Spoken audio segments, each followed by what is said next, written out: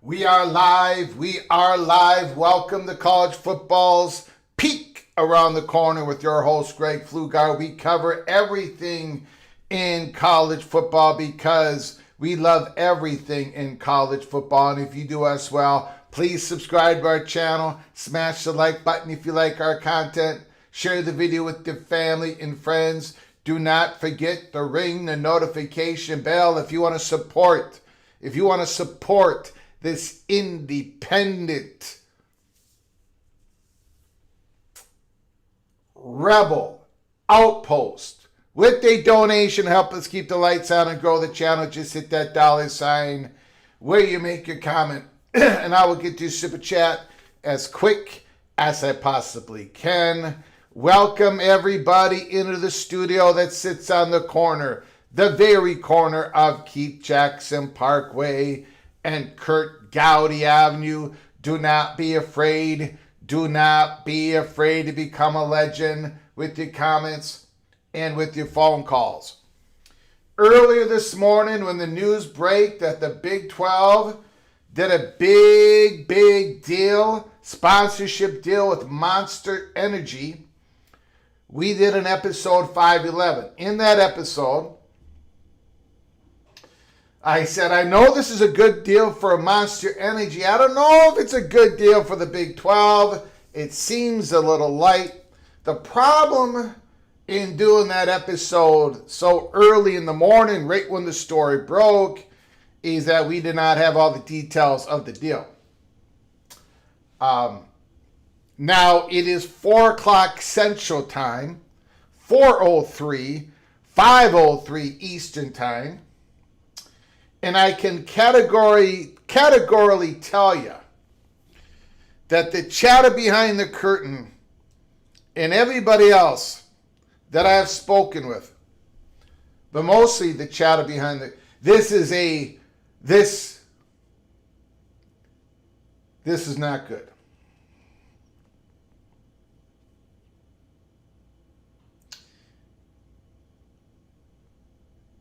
This is not good. Something happened. Something happened. And not only can you make a great argument, I think a really good argument, and others make a better argument than I can make on it, you can make a really good argument that this is not a good deal for the Big 12 economically. They're not getting the full brand value of the Big 12 conference. They gave up way too much property. Women's basketball, men's basketball, football, all the jerseys and the courts and the fields for $20 million.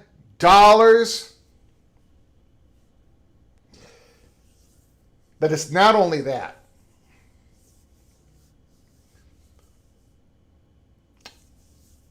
This is the time that Brett Yormark cannot be seen to be weak, to be ineffective. This is the wrong time for that. And that's exactly what happened. Brett Yormark, this is how it works with commissioners. They gain strength, they screw up, they get weak, they gain strength, they do. Brett Yormark, if you talk to any of the other 15 schools, not named Texas Tech, Brett Yormark did well with the Brendan Sorsby situation.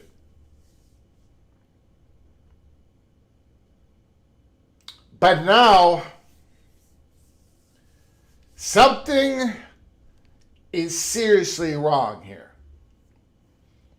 And the chatter behind the curtain is going to try to figure this out.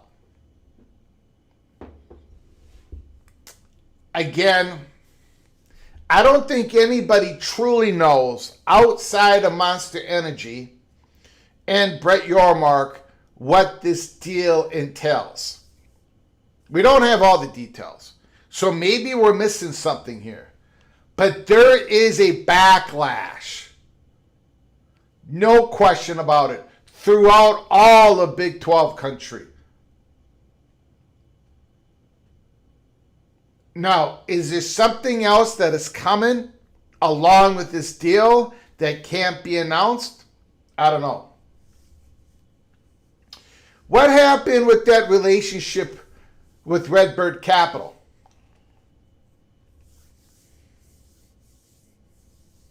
You know, the Redbird Capital deal, where they were gonna help modernize the Big 12 and commercialization. I haven't heard anybody even mention that.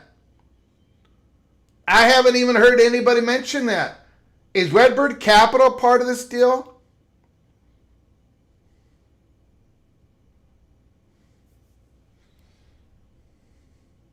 I'll take CFB Plus. I'll take a look at the Jack Settlements article. If you got a link to it, go ahead and send it to me, CFB Plus. Is the backlash from fans, administrators, and presidents? Well, it's not from the presidents. It is from some administrators. Chatter behind the curtain. The fans, but there is some administrators. Look, but it ain't the presidents. Well, maybe there is. But you can't do this deal. You can't do this type of deal unless you have the presidents on board.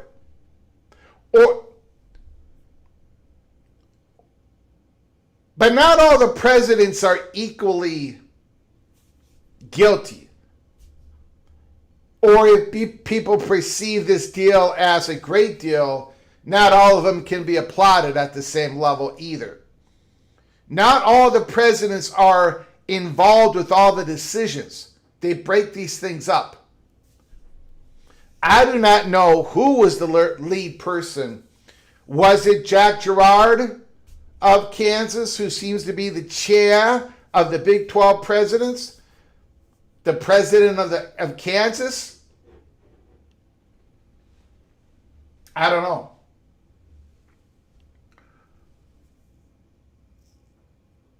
$20 million. Now that we know $20 million for all, even when we did this, we did a break-in episode right when this happened, right when it's announced. Reading the article for the very first time from Sports Business Journal. And at the end of it, I'm like,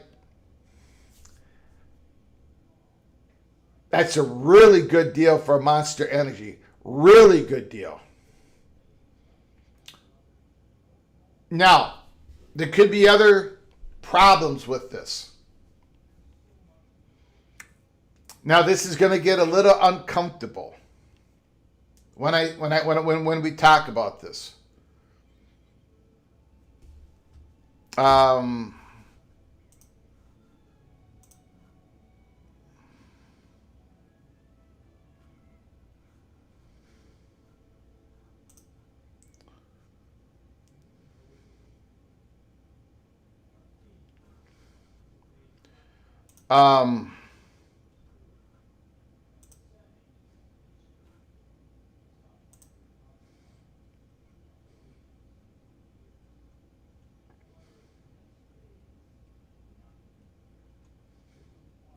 The market is the market. I was just going to talk about that. I'll read that article later, CFB Plus. But I was just going to talk about that. The uncomfortable truth of it is, was there a better deal out there?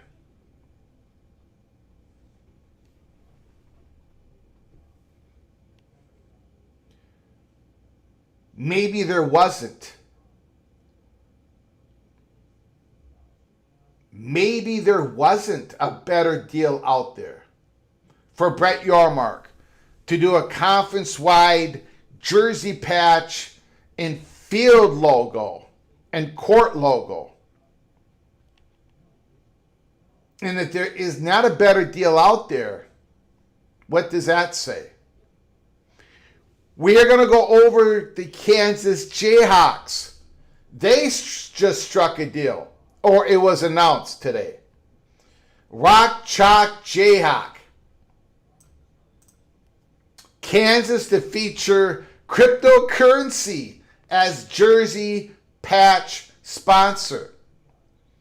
Mike Vernon had the Mike Vernon, a good friend of mine, a reporter out there breaking news for the Kansas Jayhawks. He had this report last night. He broke it.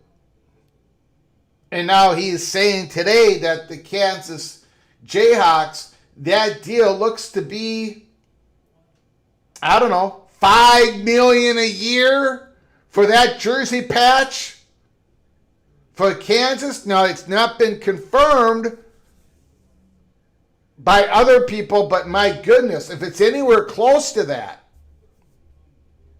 it blows the door off this conference-wide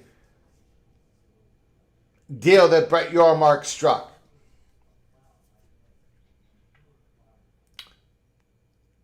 We are going to go into this in the back half of the monologue. We still do not have all the details, which would be important. This might be a quid pro quo type of deal. Is Redbird Capital involved at all? Is Redbird Capital? Greg, you're asking about Redbird Capital partnership is spot on. Weren't they supposed to be working with the Big 12 on securing these partnerships? Maybe there's something else out there that is only available to the Big 12 if they would do this deal with Monster Energy. I don't know.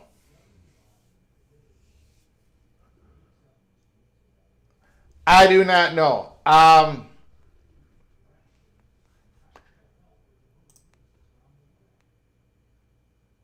If you just know that the deal with Allstate was supposed to have brought in $50 million a year to the conference. Kehalani, I appreciate that comment. That was the deal in which Allstate was going to have the naming, basically the naming rights to the Big 12 conference. But that deal did not get done.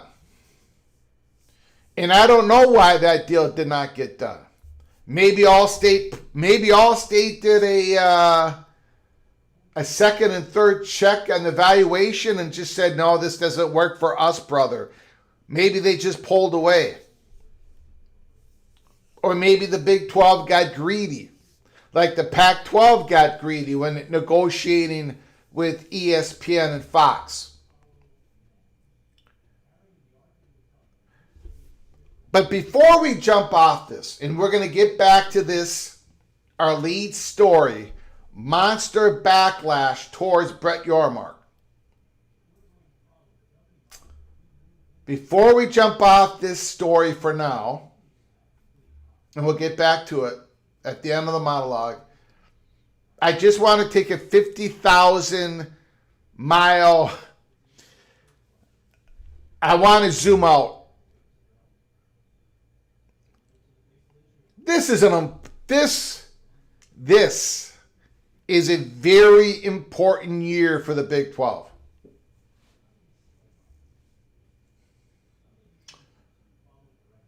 Very important year. I love Big 12 football. I love watching Big 12 football. I'm going to be talking about Big 12 football all year long. We've done the Spotlight series on all 16 Big 12 football teams. I love the Red Raiders were fantastic last year. This year, their defense is wow. BYU, fantastic. Utah, I think is going to be really competitive. I think Houston is going to surprise people. I think Oklahoma State is going to surprise people like crazy. It's going to be a fun year. There could be other programs. Arizona, Big 12 preseason quarterback, first team, Fafita. You've got West Virginia, Rich Rod, his second year. You've got Kansas State, Avery Johnson going in his third year. I mean, there's stories all over the place. Lance Leipold and Kolnicki are back together again in Lawrence, Kansas. You've got DJ Legway, Baylor. This is an incredibly important year for the Big 12. It would behoove whoever comes out of the Big 12 and goes to the playoffs to lay the smackdown on an SEC team. Or lay out a Big 10 team and flatten them. Or crush an ACC team. Or a G6 opponent. Whatever you got to do. The Big 12 has to show up in the playoffs. Whatever team that is. Or whatever two teams that is. And win a playoff game. This is an extremely important year for the Big 12. Because I got a feeling that something is going to happen in the ACC the following year. Or definitely the year after that. The Big 12 they have to have a perception of strength somewhere. This does not give out strength vibes. This deal.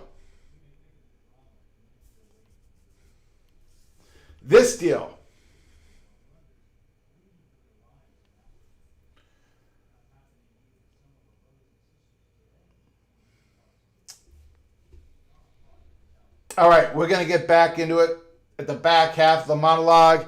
I want to do a roll call real quick here. I want to thank everybody for joining us. Wednesday, July 8th. Holy smokes. We got CFB Plus. We got Jay Chapman. We got D5 Terps. We've got Kenneth the Maynard, the Pirate Gainer Maynard. The ACC can get a better deal than this monster deal.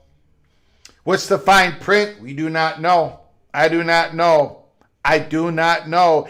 Daniel Gorby is here. Buckshot Kid is in the house. Check it out. Is in the house. While Queen Morales is here. What is going on with this thing? Woo! We lost everybody for a second. All right. Who else made it in?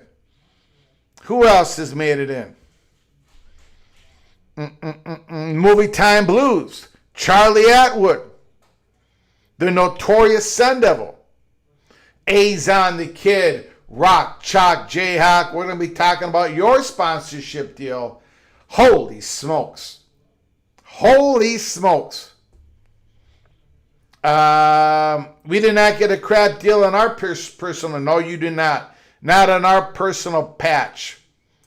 We've got Jesus is in the house. David M is here. So what is Utah thinking? I'll get to that in a moment. MBM. I think the brand association is what he's banking on. Reaching the younger audience. Okay, that's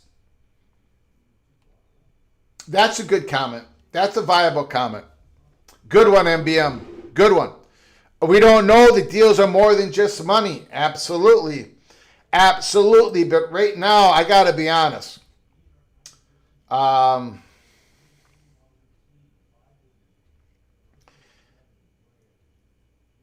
that is such, I would have never, if you would have came,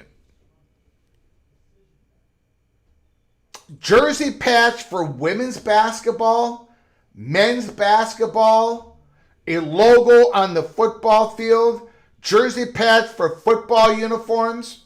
You're calling it the Monster Energy Big 12 football, Monster Energy Big 12 men's basketball, Monster Energy women's Big 12 basketball. $20 million for all of it. Maybe we're missing something, but that seems awfully low.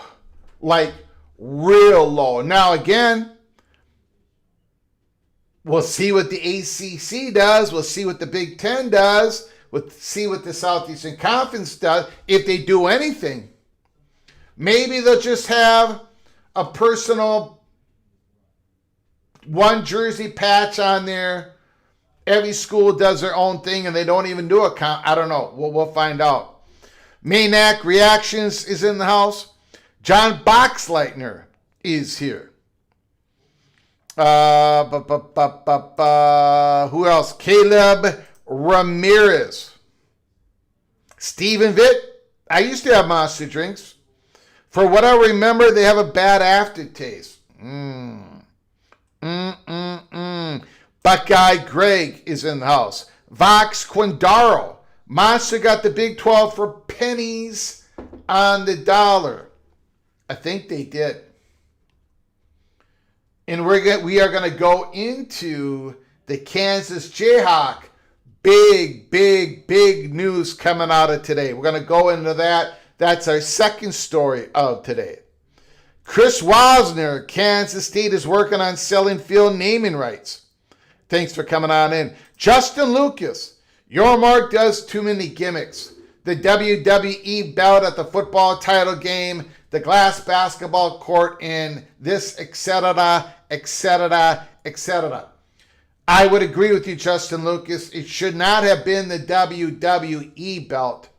It should have been the AEW belt. AEW, Justin Lucas. All right. Grateful Trojan is in the house. Steven is here.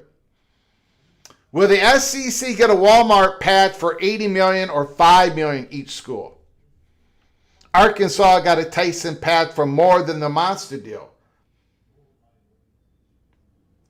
It's interesting. We live in interesting times.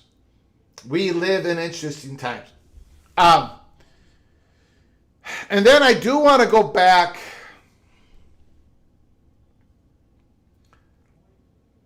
and talk about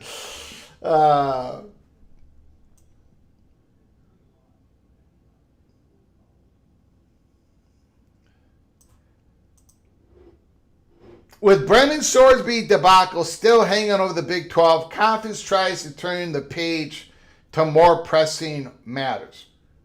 Again, we've covered that this morning. Go check out our live episodes. Let me just touch upon this first.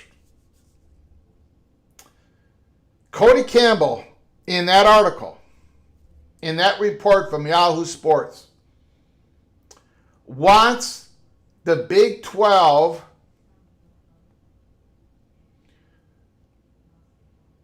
wants there to be a spending reform in the Big 12. He wants to have a floor. In other words, you've got to spend a certain amount on sports, on football. Rising tides lifts all boats. Where's the rising tide, by the way? Cody Campbell, You're a billionaire. The Red Raiders have billionaires. Good. That's outstanding. That's great for Texas Tech. But you're not going to share your money. Cody Campbell talks about how everybody should follow their path, or a vision, a path of some sort of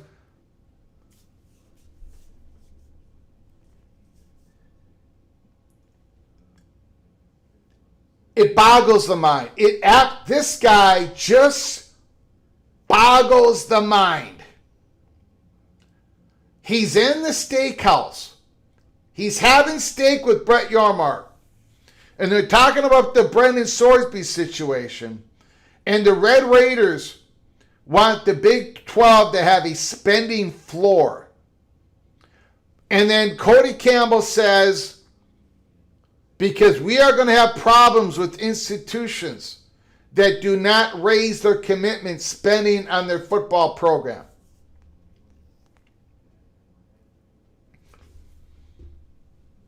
Let me ask a question.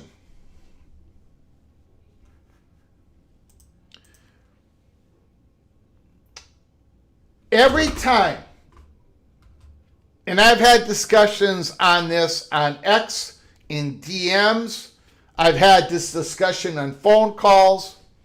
Every time a school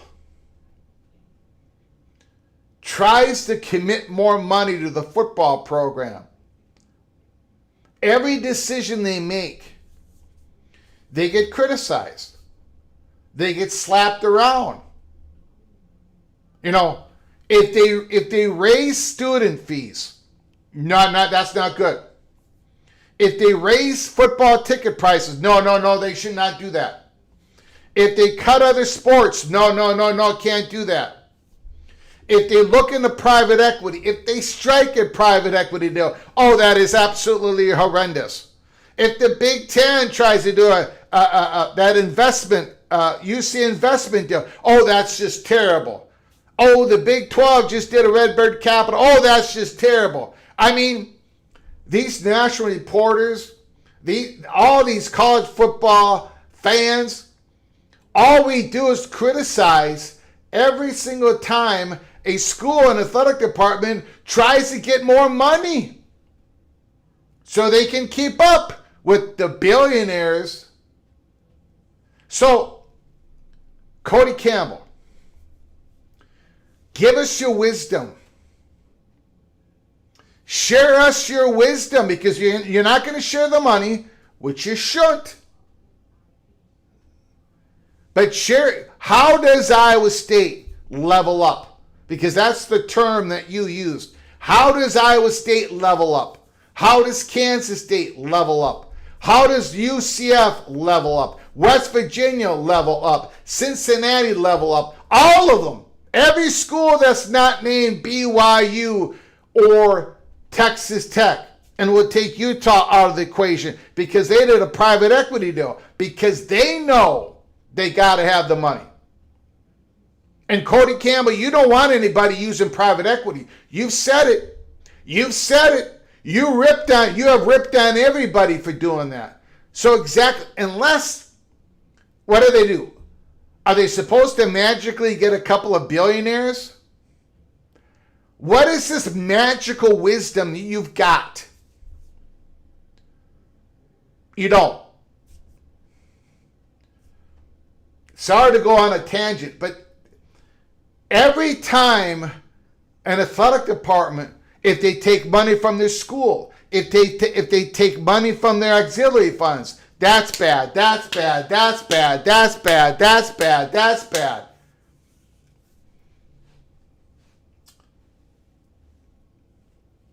So I'm going to leave that laying the way it is right now. Evil Badger, $5 holler super chat. Holy smokes.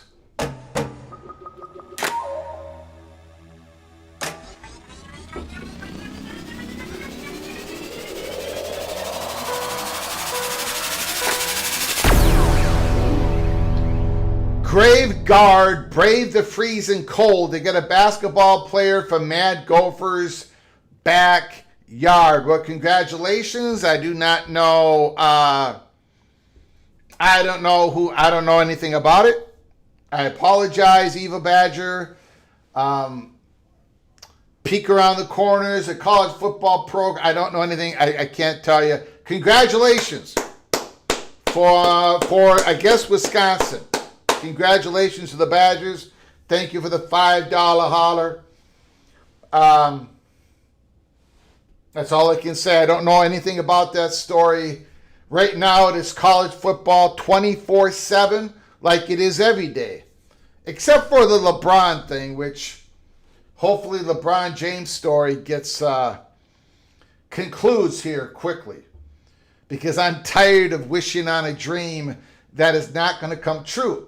Thank you, Eva Badger. Thank you for the $5 holler.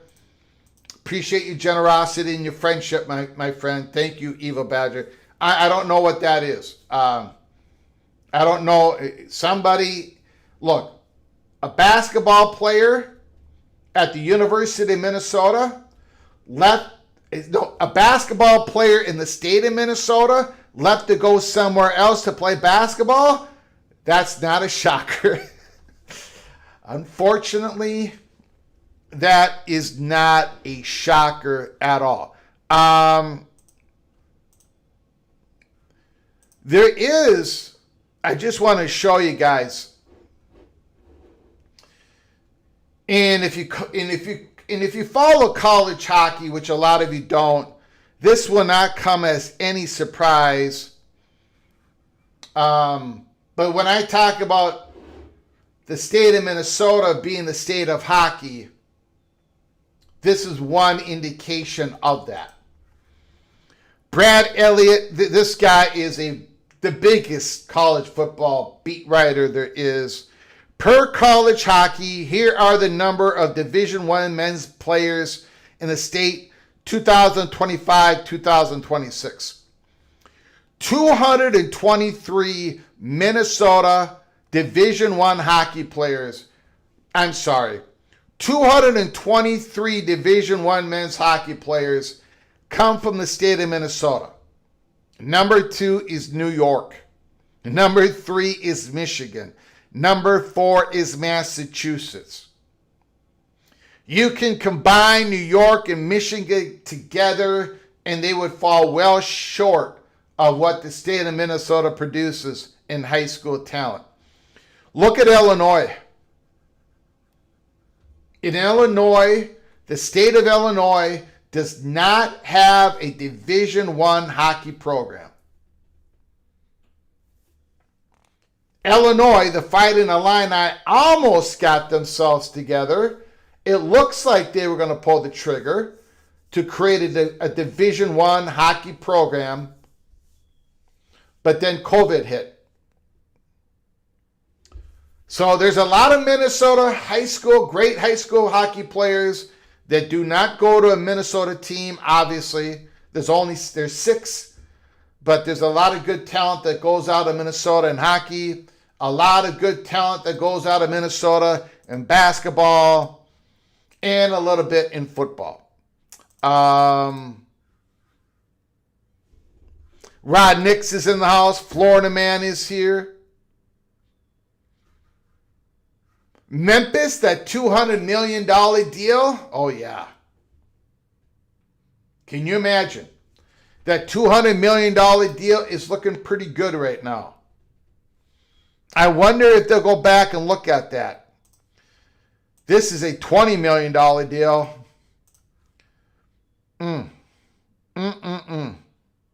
Mohr Simmons is in the house. Cranky Tiger.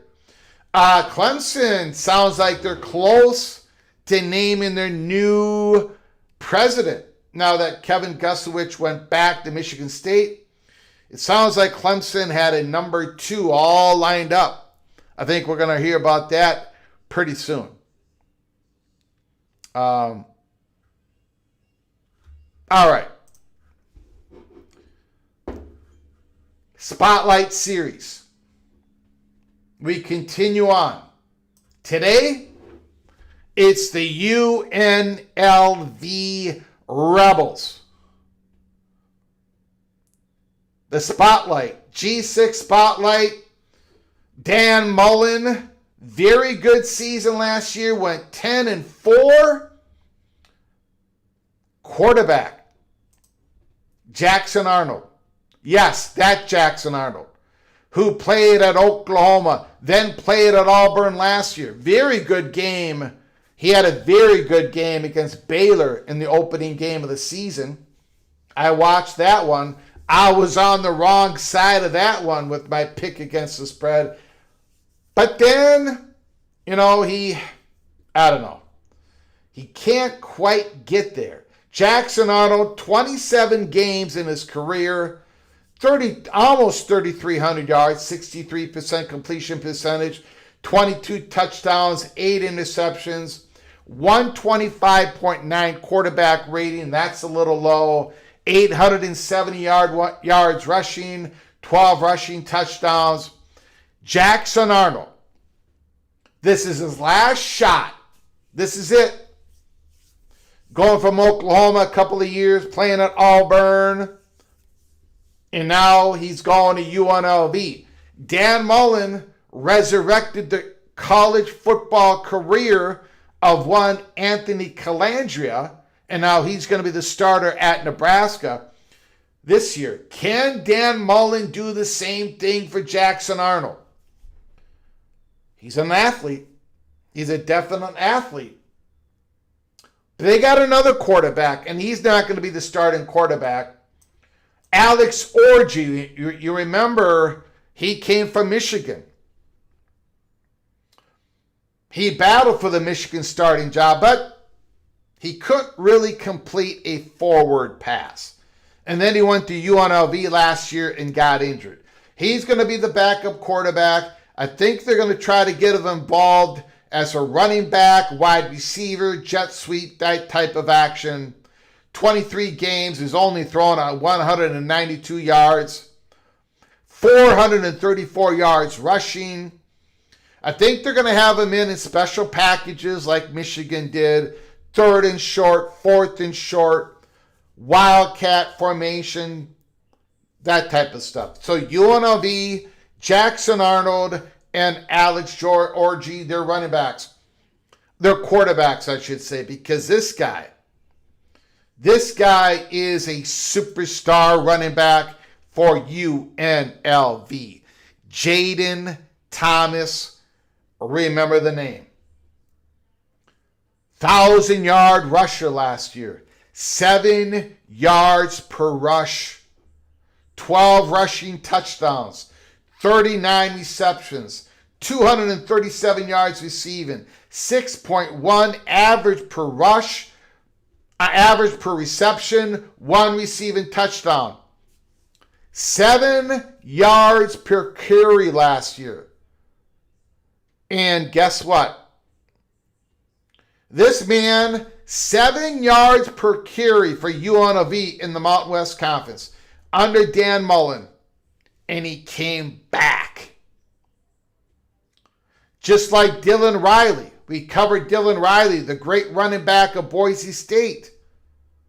He had a great year last year. He did not leave Boise State. He came back. Jaden Thomas, the same deal. So not all these superstars in the G6 conferences, not all of them are leaving the team.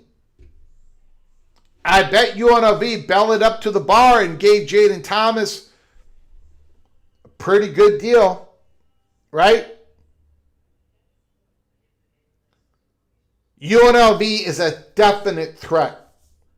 Dan Mullen has proved himself at UNLV.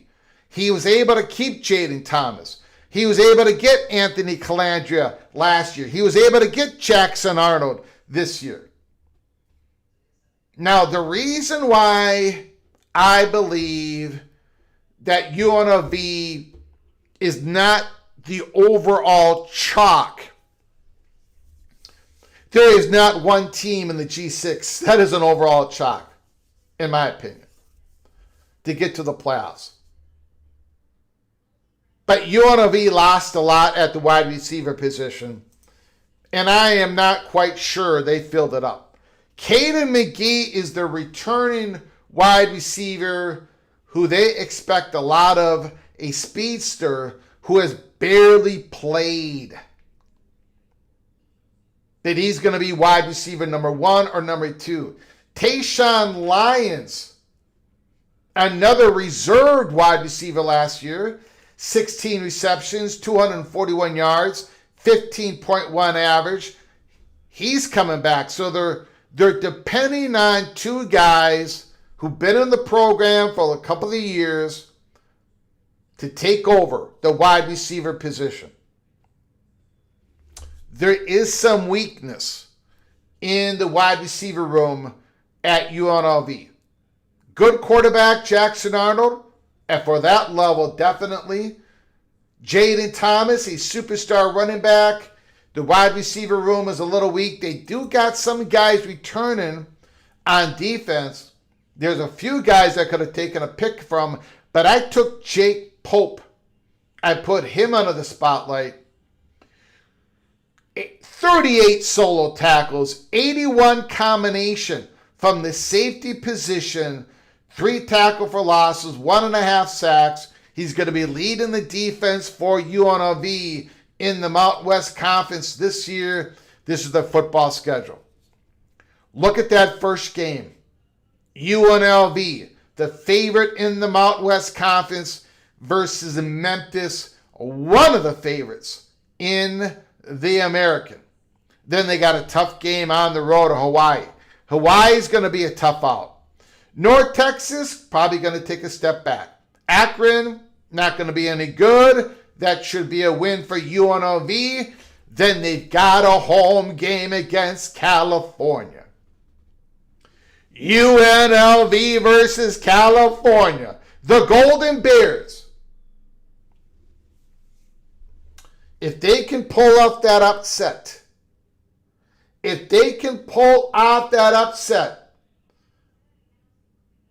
especially if they beat Memphis.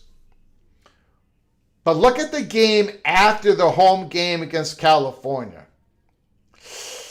At home against the Mountain West Conference, new team that is not used to losing, your North Dakota State Bison. Woo! Then the rest of the schedule doesn't look all that daunting.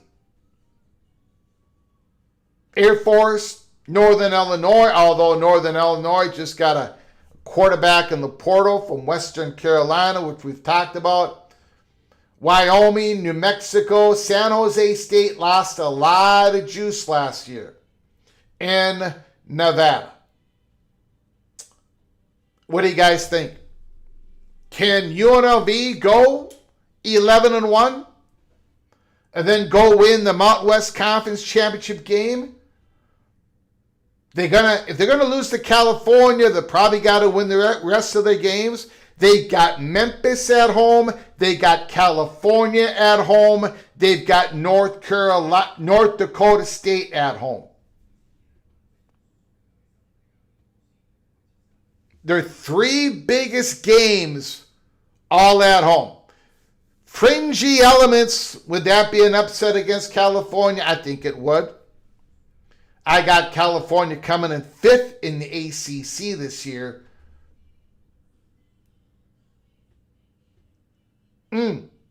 It's all there for UNLV. And look, Jackson Arnold, Jaden Thomas, these guys have seen the live bullets. You can say whatever you want about Jackson Arnold. Go flip on that Baylor versus Auburn game last year. And quite honest, I don't think Jackson Arnold had the coaching staff that he deserved around him last year. I think he's going to take a step up in coaching. Dan Mullen, Jaden Thomas, let me know what you think. Should I replace? I'm going to replace Boise State. I've got them in the playoffs, the 12th seed. I said yesterday, I'm not going to have Boise State representing the G6. I don't think they're going to be able to do it. I think they're going to get beat up by Oregon in game 1. I think there's a couple more losses on that schedule. I got to replace Boise State. Should it be? Could it be? Will it be UNLV Rebels? Tomorrow we're going to be doing the Memphis Tigers. And Memphis, as we all saw, plays UNLV at the beginning of the season. Then we're going to do James Madison, East Carolina Pirates, University of South Florida Bulls, the North Dakota State Bison, Western Michigan Broncos, the Ohio Bobcats, the Navy Midshipmen, San Diego State Aztecs, and the Delaware Blue Hens. All of those teams. Not one of them is a chalk by itself, in my opinion. In my opinion, there is no chalk with a bullet on who's going to be the G6 representative. Let me know if you think there is. You let me know. Rod Nix, Charlie Huff, and Memphis. Sleeper. Well, they're definitely in the mix. They are definitely in the mix. Let me know. UNLV? Yeah, I can see myself taking UNLV. I'm not there yet. I'm not there. We got to do the spotlight on another 10 G6 programs, and we'll see where I end up. We'll see where you all end up. John Famlor, Mullen is an absolutely first-rate offensive genius for college football. And that's the thing. I think Jackson Arnold is going to get better teaching, better development. Just like Anthony Calandria. So, we'll see. Kenneth Maynard, Mullen is an offensive guy. Mullen is an offensive genius. All right. So there is our spotlight. I hope you enjoyed that. We've got 10 more to do. That was our 70th one. 68 Power 4 programs. We've done the spotlight. That was our second G6. Overall, we've done 70 of them. We've got 10 more to do. It's been a very busy off season for PATC and the PATC Einsteins that are in the chat room. Let's talk about Rock Chalk Jayhawk. Let's talk about Rock Chalk Jayhawk Ben Portnoy Sports Business Journal. Woo! My goodness. My goodness. The University of Kansas is dipping into uncharted territory, at least by college sports sponsorship standards. The school is slated to announce a 5-year deal with the digital finance company Ripple, that will feature cryptocurrency XRP on jersey patches all across Kansas athletic uniforms. Sports Business Journal has learned. Those involved with an agreement declined to share specific financial terms, but sources suggest it's among the most lucrative jersey patch centric deals in college sports to date. Now, so far in this reporting, and so far from which I can understand this, sounds like this is a jersey patch deal. Keep that in mind. Keep that in mind. We'll get back to that later after the article. We felt better about something that would encompass all of our programs, and then something that would transcend just a jersey patch, Kansas Athletic Director Travis Goff told SBJ. It's one thing to put on a logo on jerseys. It's a whole nother opportunity to bring life to the story of what that business, that company, that entity represents and what they do in the marketplace. The deal, which was brokered by Learfield, Kansas Arm, Jayhawk Sports Properties, came together functionally through Goff's relationship with Ripple CEO Brad Garlinghouse, a Kansas grad and a Topeka native. Garlinghouse, who served as Kansas student body president during his undergrad years, eventually passed the discussion onto his marketing team, where talks progressed with the school and its Learfield team. We're at a stage where you have the pioneering interest of crypto and blockchain meeting a pioneering time and placed around collegiate athletic programs. Garlinghouse told SBJ that is an opportunity to jointly innovate and to jointly try new things. The deal will include branding across Kansas athletic venues, digital properties, and event signage, along with the aforementioned jersey patch. Ripple will also fund financial and technology education programs for Kansas athletes and to add Kansas graduates through job placement, internships, and more across the technology industry. So again, there is a lot to this deal, just like there's probably a lot to the Monster Energy deal that we just don't know of. That's fair. We got to say it. We don't know all the ins and outs of the Monster deal that the Big 12 did. We are getting a lot more detail on the Kansas Jayhawks deal with cryptocurrency Ripple. I call this more emerging than I would call it controversial or risk, Goff said when asked about the potential response to a deal promoting cryptocurrency. Is there a little bit of a leap of faith on both party sides? I think it is.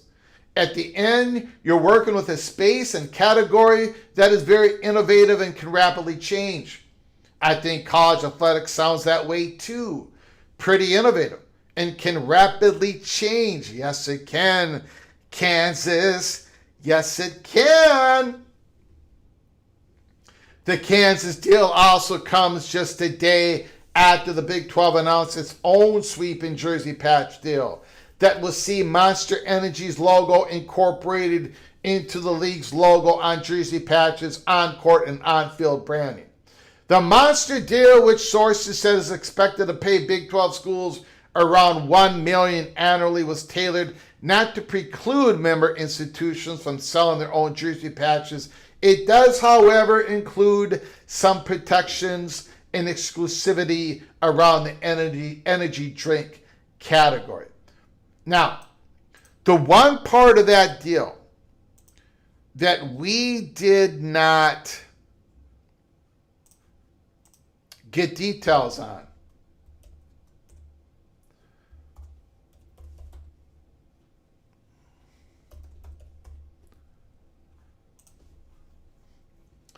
Is how much money Kansas is going to get. According to Mike Vernon,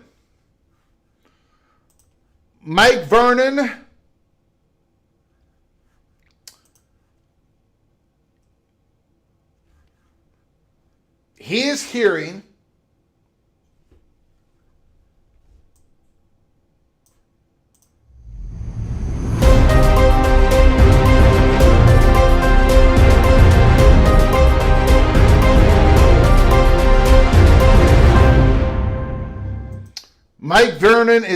that Kansas jersey sponsorship with XRP is worth roughly $30 million over 5 years.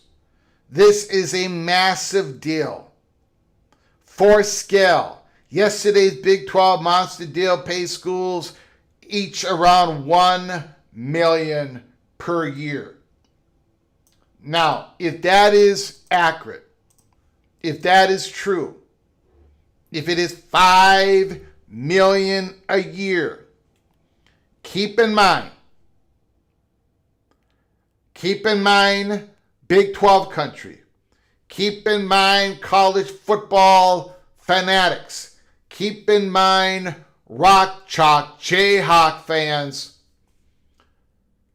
That deal is just for the jersey patch. As far as I can see, I read the article. I read other people's reporting on it. It looks like it's just the jersey.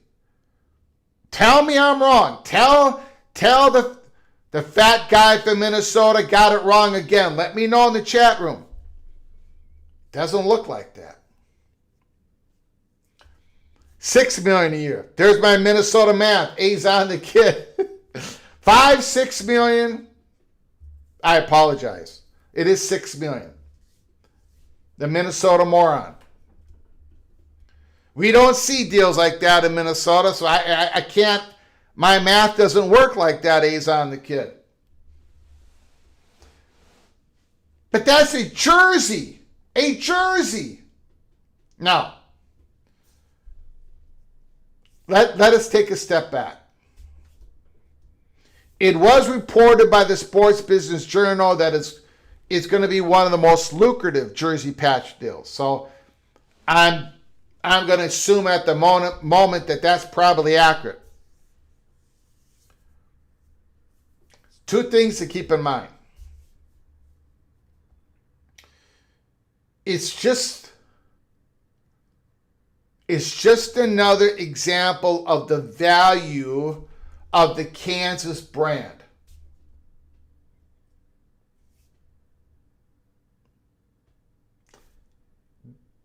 It's out there.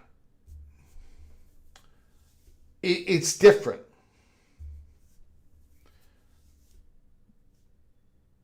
A lot of it is basketball driven. The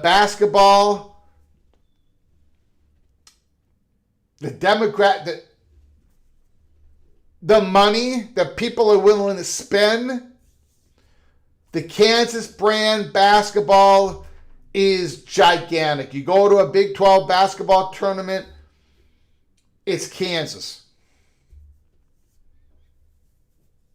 Not every school is going to be able to get that type of value out of a jersey patch deal. Oh yeah, we know the helmet schools, the big football programs, they're going to get that type of money. But outside of them, not a whole lot. I mean, you get what you get, right? It only takes one local company or national company. It only takes one to take a chance to do this type of marketing. You're going to have some risk takers. You can't judge an athletic department's complete value by what type of jersey patch deal they get. because there's circumstances that will affect it. But I've been, the Kansas is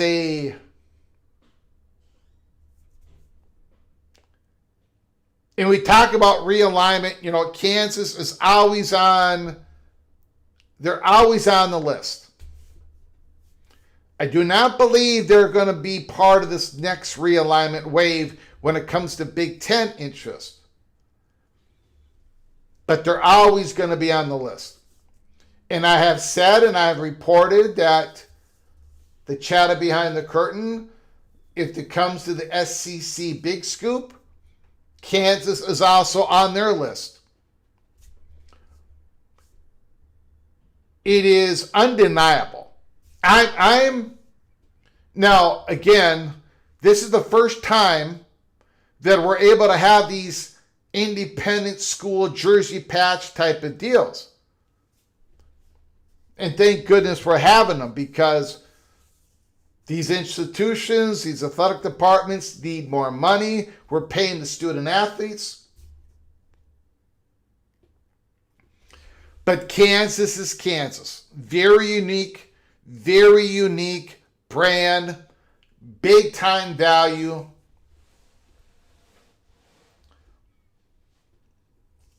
And that's just the reality of it.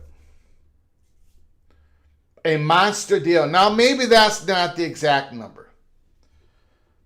But let's say it is the exact number or close to it. And it's a jersey patch.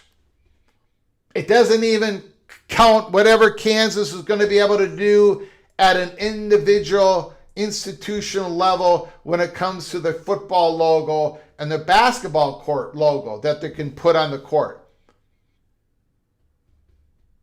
Outside of the Monster Energy deal.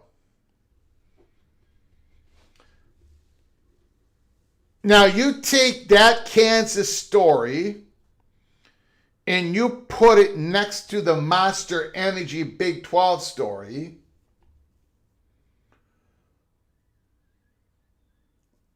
Again, as I warned everybody at the beginning of the program, we're going to have a very uncomfortable discussion. Why?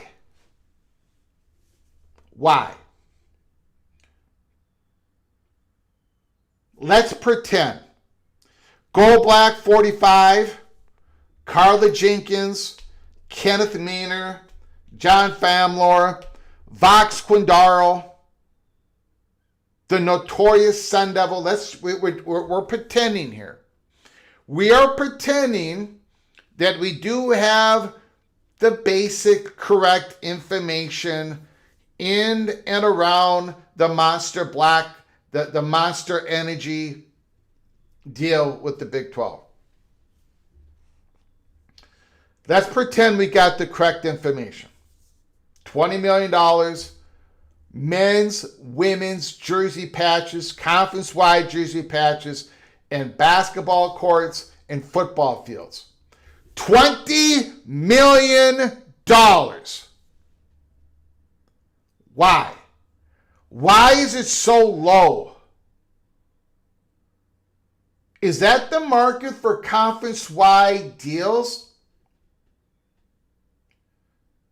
Is there something about bundling up everybody and selling the conference? In other words, is the Southeastern Conference only going to get like a $40 million deal? A $35 million deal? If they did the same thing? Because to me, that is low for them. Is there a certain depression on conference-wide deals when it comes to jersey patches and on-field logos?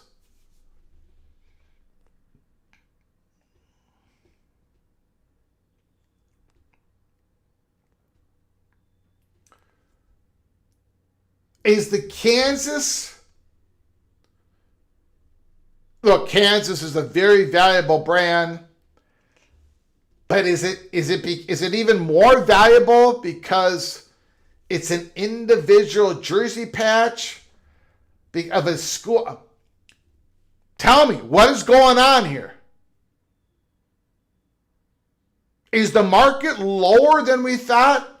When we come to these conference-wide deals, for some reason we did not expect, or maybe it was only I that expected more money?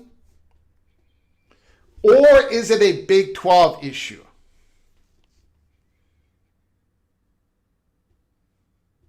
Now, I get it.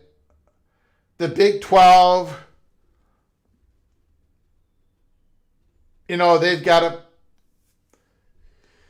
got media revenues that is half of the SEC and the Big 10 when it comes to conference payouts.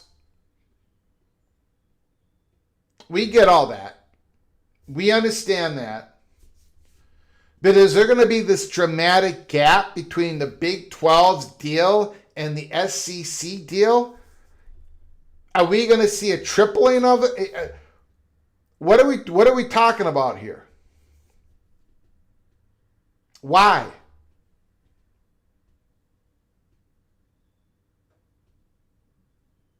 The Big 12's got some brands.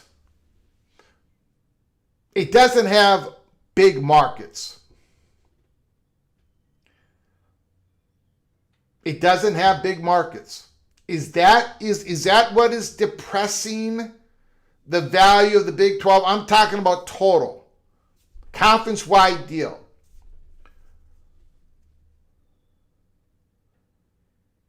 Can I say something? Is it okay if I say something at this point?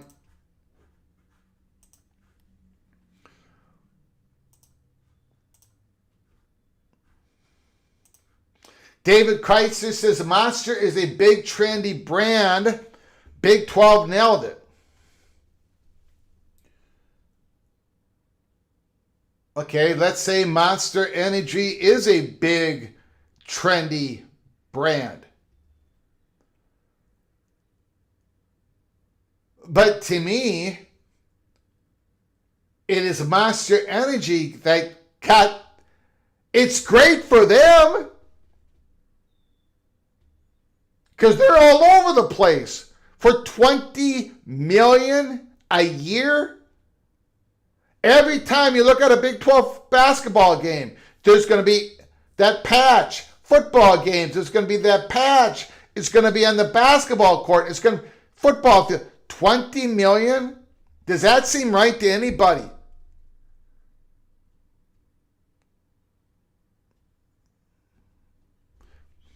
Greg, like I said, it might be possible that the max revenue might be going NASCAR style. You only can have a couple of patches.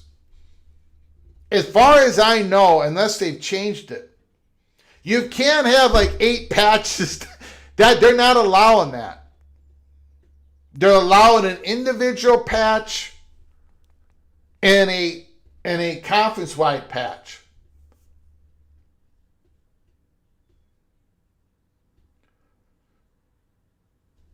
I'm going to bring something up here.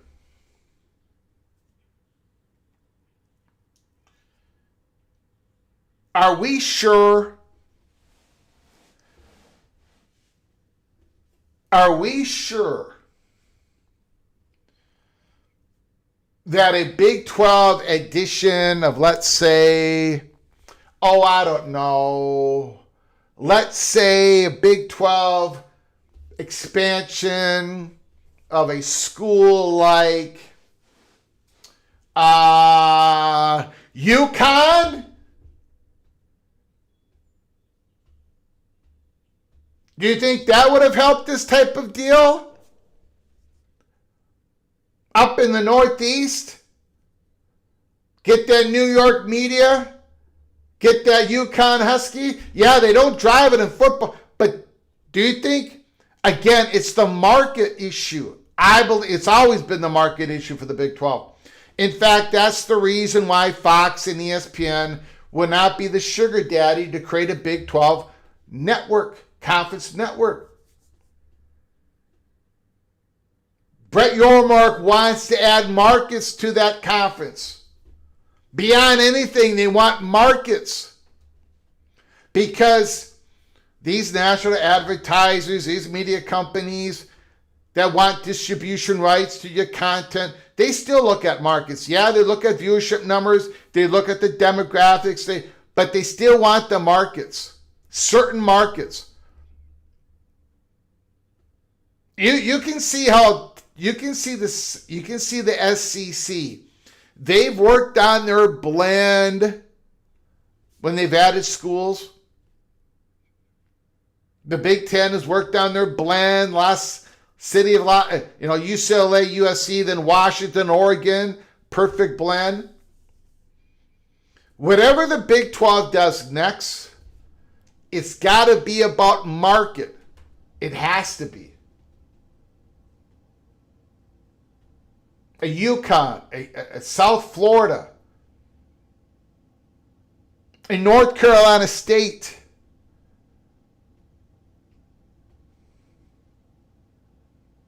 You got to get anyways. So, is anybody believe that this deal, is anybody nervous in the chat room about this deal?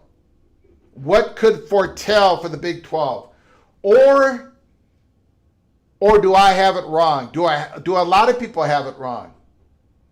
Are we looking at a situation which there just isn't that type of market for a conference-wide jersey patch and logos on the field and courts?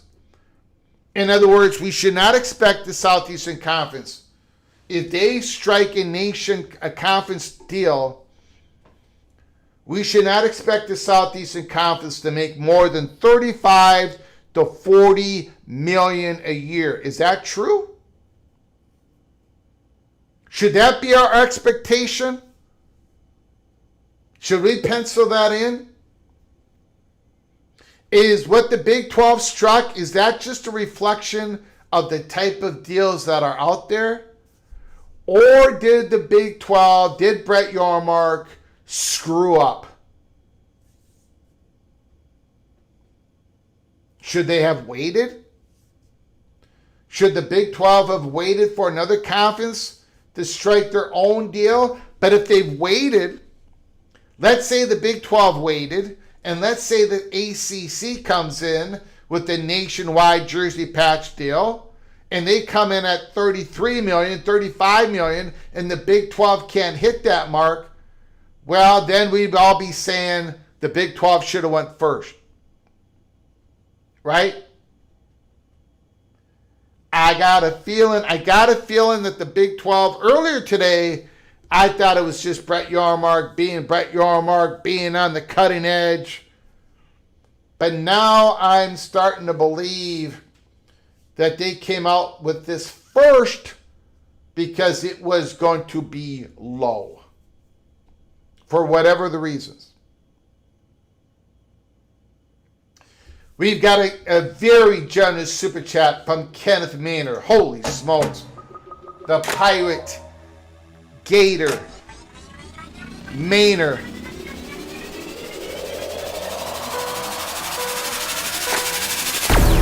The potential East Carolina Mr. Beast patch and field logo deal would do wonders for branding for the Pirates. Mr. Beast already uses ECU athletic facilities for his events. Is there any steam on that, Kenneth Mohr? Is there steam around a Mr. Beast patch and field logo? Let me know, Kenneth, or let me know on X if you want to go that route. I have not heard of it, but let me know if there's any steam on that type of deal. I appreciate it. I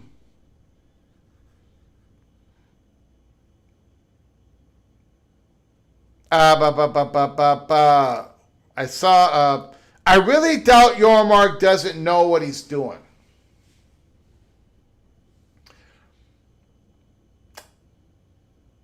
Yeah, I mean, look, obviously he's a very successful and smart person. Maybe the market is more,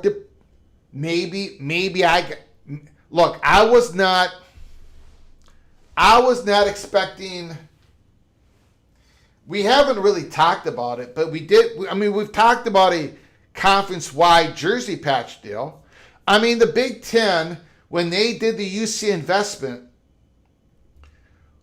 part of what they were trying to create was the Big Ten Enterprises. They're still trying to create that, by the way. And they were going to have expertise come on in, and they were going to, one of the projects, one of the things they were going to do is use leverage and get a conference-wide jersey patch deal. But jersey patch, field logo, court logo, $20 million? It doesn't even seem like that could be real. I would have never have guessed a number that low.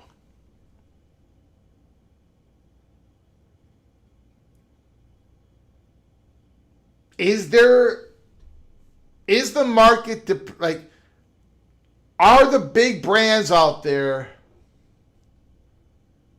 more interested in individual school branding?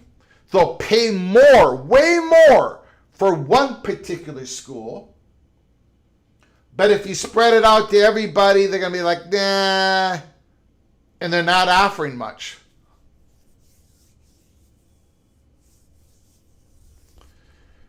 I don't know. I do not know.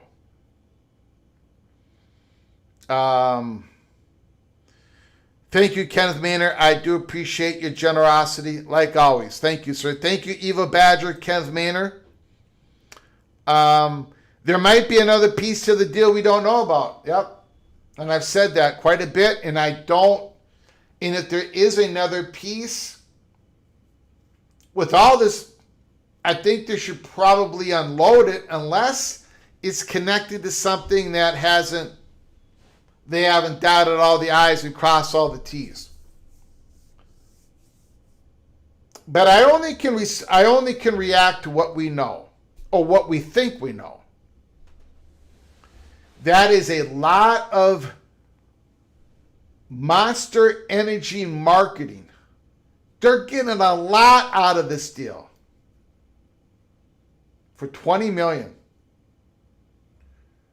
Whew, boy. $20 million for the entire league.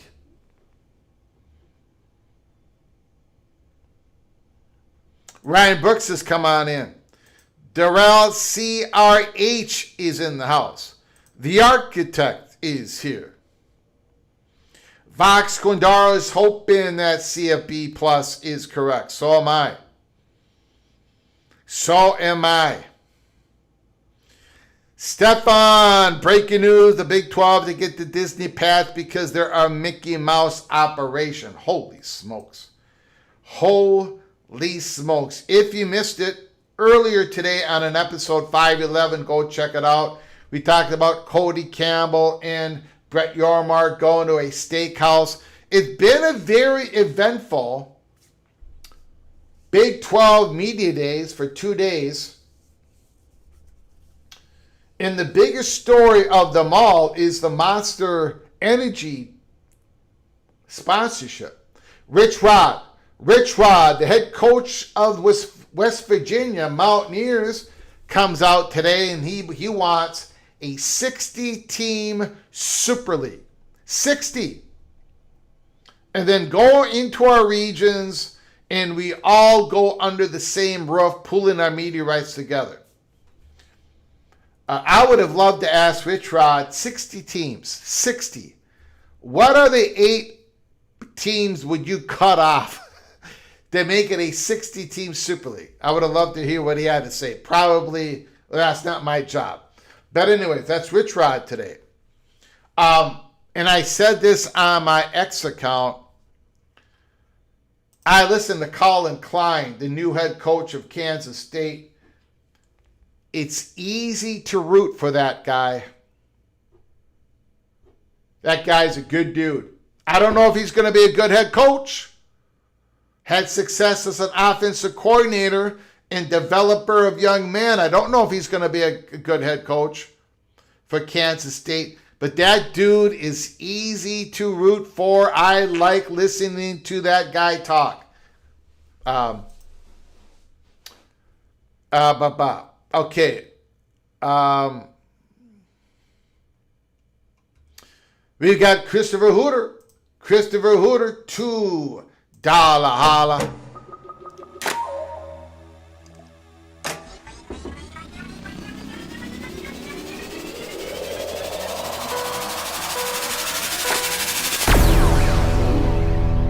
My woman kicked her monster habit for coffee. Wow. Christopher Hooter. Interesting. I've never had a monster drink. I'm going to stick with my zero sugar cherry Coke. That's what I'm going to do. But very nice, Christopher Hooter. Thank you for the $2 holler. I appreciate it.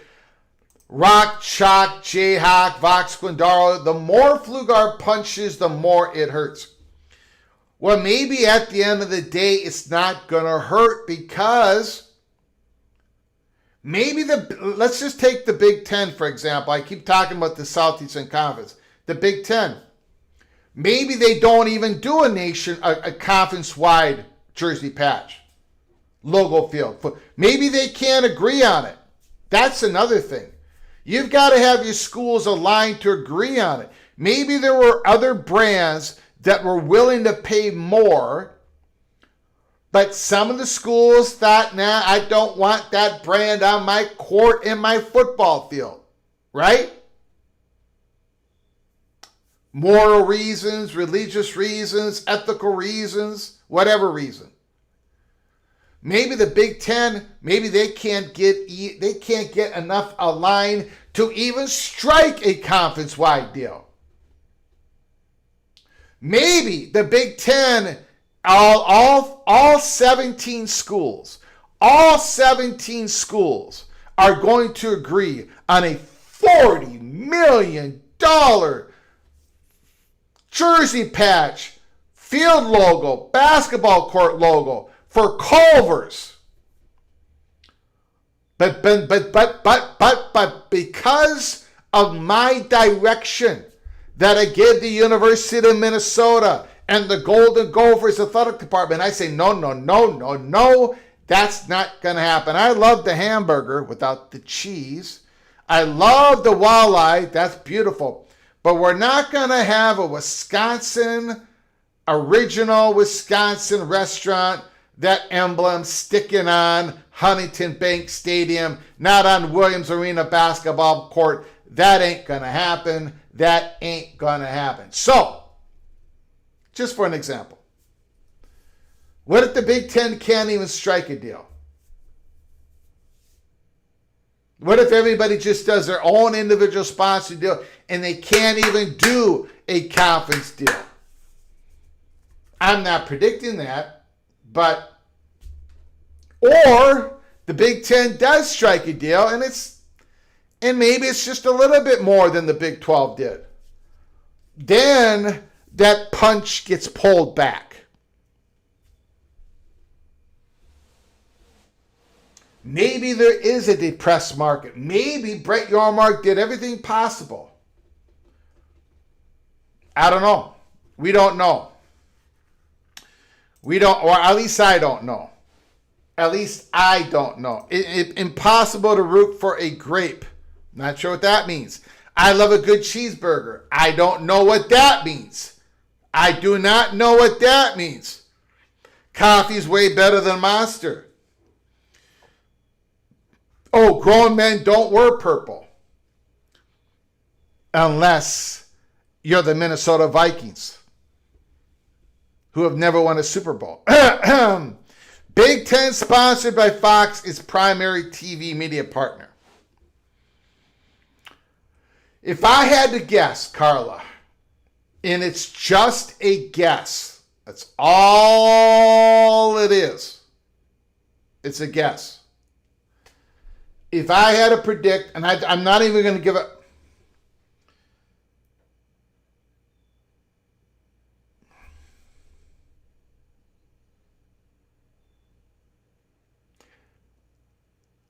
If I had to guess, it's going to be an insurance company. Either Allstate, Nationwide, some big national insurance company that's going to have the logo on the jersey patch and on the football fields, and that's going to be the conference-wide one. There is one huge weakness to my prediction, though. If you do an insurance jersey patch for the whole conference, then you're not going to be allowed to do an individual jersey patch for individual schools, right? And that might not what the Big Ten might not want to do. That might be another thing that Brett Yormark was hitting his head against the wall. You know, you've got Kansas with cryptocurrency. You might have Iowa State jersey patch with Ford trucks, whatever. You could, you know, in other words, all these schools are working on individual deals, and when you make that individual jersey patch deal, that deal's going to have some exclusivity to it. So now the Big 12's only got a certain, you know, okay, what are we going to do? We can't do this, we can't do that, we can't. Oh, we've got energy drinks. Does anybody in the Big 12 doing an energy drink jersey patch? No. Okay, this is the one. Maybe that's part of it. Okay, let's go to your phone calls. I am talking nonsense right now. Absolute nonsense. 763-260-1333.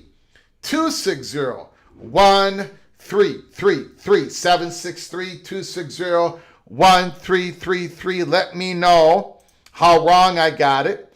Let me know.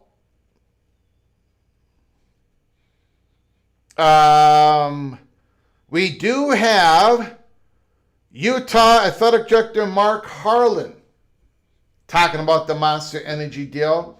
I'm not going to play the audio, but this is him talking. Oh, hold on. Call from Studzilla. Studzilla, can you hold on for just one moment, please? Sure. I do appreciate it, sir. This is Utah Athletic Director Mark Harlan says the Monster Energy patch that will appear on each team's jersey is a part of a Big 12 activation, which means schools will be able to sell their own sponsorships as well. Adds Utah, like all Pepsi schools, are working through any issues with the Monster deal coming. So this is the activation. In other words, now that you've got the conference-wide deal done, now the schools are going to be able to get official deals done, individual deals, just like what we heard from Kansas today. Go ahead, Studzilla. Thank you for the phone call. The floor is yours. So something to consider with this deal, and I know it's not apples to apples per se, but it's still an interesting thing to compare and think about. Go back, I think a year ago, when the Big 12 is in the process of expanding, Memphis tries to buy their way in with, I believe it was, they were going to pay $250 million. And if the Big 12 decided after 5 years they didn't add value, they could kick them out. Yeah. So it's kind of funny that they were going to get more money, at least in the short term, from Memphis than they would from this Monster deal. Like I said, I know it's not apples to apples. There's differences, but it's just funny that, you know, Monster is paying them less than Memphis was going to. And the other thing is, you were asking earlier about the deal and, you know, if you would take, or you said something like that. I personally wouldn't want to be the first conference, especially the first E4 to do this, because the ACC could go in and get a bigger deal now, and that might stabilize them and allow them to pick you off instead of you picking them off. And the SEC is certainly going to get a bigger deal, and the Big Ten is certainly going to get a bigger deal. And it's possible that whoever the top G5 is, they may not get like as good of a deal, but they're going to get close enough that it's going to seem silly in comparison. This feels like one of those moments where you want to let other people other people jump in the pool first, tell you what the temperature is, and then you go in and swim. Yeah. Somebody has to be the first one though, right? Yep. And when this came out, it was like, my first thought was, this is a great deal for Monster Energy. I don't know about the Big 12 because I don't know enough about the detail. But now we're sitting here. The story is hours old. I just got a report here from Front Office Sports that I'm going to read after a phone call. And there is more reporting about how bad this deal is. Again, I don't know. I mean, I don't know if it was they didn't have any other better deals or... Yeah, it's just really strange because the other thing I didn't mention in that Memphis offer was I believe that they were also going to bring as conference-wide sponsors was going to be Lowe's, FedEx, and there was a third Memphis company or company with Memphis ties. Yeah. It's sort of like, to go to a different sport, when Minnesota joined the MLS, one of the big appeals that was it brought Target in as a major sponsor of the league. Yeah. Sort of like when Cincinnati joined MLS, it brought in P&G as a major sponsor. Yeah. I don't know. That's how Minnesota gets in. Minnesota, for the size of the state, has every sport under the sun. There are more Fortune 500 companies in the state of Minnesota than Iowa, Nebraska, and Wisconsin combined. So again, these advertise for whatever, I don't know what the science behind all this, guys. All I know is these big brands, these companies, these national advertisers, they're looking for certain markets. And right now, the Big 12 doesn't have enough of these markets. They have really good brands and great schools and great fan bases, but the markets don't generate enough income. And that's why Brett Yormark is looking at UConn. And now Memphis, they're trying to tell Big 12, look, we're going to give you money. We're giving you. We're going to be your SMU. We're going to raise you. We're going to raise you high enough. We're going to raise you past or close or next to ACC. We're going to give you stability for the next 10 years until whatever the next thing is. Memphis is offering all this cash to say, look at our market, look at our brand, look how good we're doing at sports. But look at the cash we're giving you. Look at FedEx. Look at these things we're bringing you. Maybe the Big 12 is going to have to, go back and take a look at Memphis. Take a UConn. Think about it. I don't know. Yeah. Yeah. And then one other thing I just thought about, people in the chat are putting in different sponsors for, their, written and stuff. How would this work with BYU? BYU's in the Big 12, and if I remember correctly, Mormons don't drink caffeine. Wouldn't this be kind of like a conflict of interest for them? No. I've heard. I've got. I'm not a Mormon, but I got friends who are Mormons, and it's not really about not drinking caffeine. And I don't want to speak too much of it because I'm definitely not an expert. It's, and I shouldn't really speak of it at all. I don't think it's that cut and dry. I don't think it's specifically written in the Book of Wisdom that they can't drink caffeine. I think it's more make sure you do not get addicted to anything. Make sure, and they specify hot teas, hot drinks, because, and then mostly they do have caffeine in them. But I got Mormon friends who drink Coca-Cola. I'm almost positive that BYU football has caffeine, Coke in their football stadium. I don't think it's exactly how we non-Mormons, a lot of us think it is. I think there is just don't get addicted to things. Check on yourself. Check on yourself, your family, your friends. Make sure you don't become a slave to something else, like we all should be doing, right? Don't become a slave onto alcohol or gambling or whatever those addictions are out there. I think that is more in line with the Mormon thinking, but I could be wrong. And if I am, I apologize to LDS members in the chat room. All right, well, thank you for taking my call. I appreciate it, and great show. Thanks. I appreciate it. Thank you very much.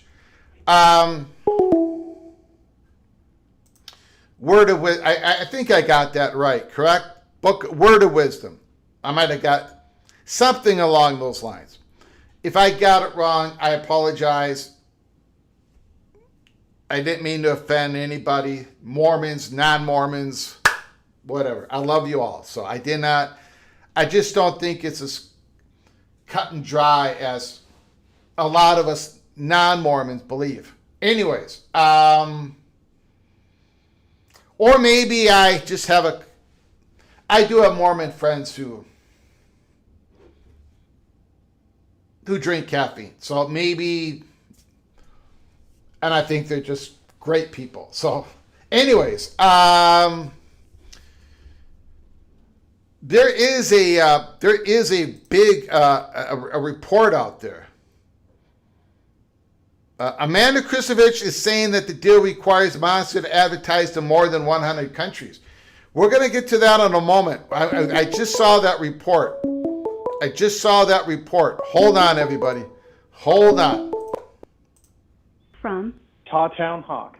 Tawtown Hawk. Can you hold on for a moment, please? Go for it. I do apologize, sir. I thank you very much. We got Amanda Krisovich.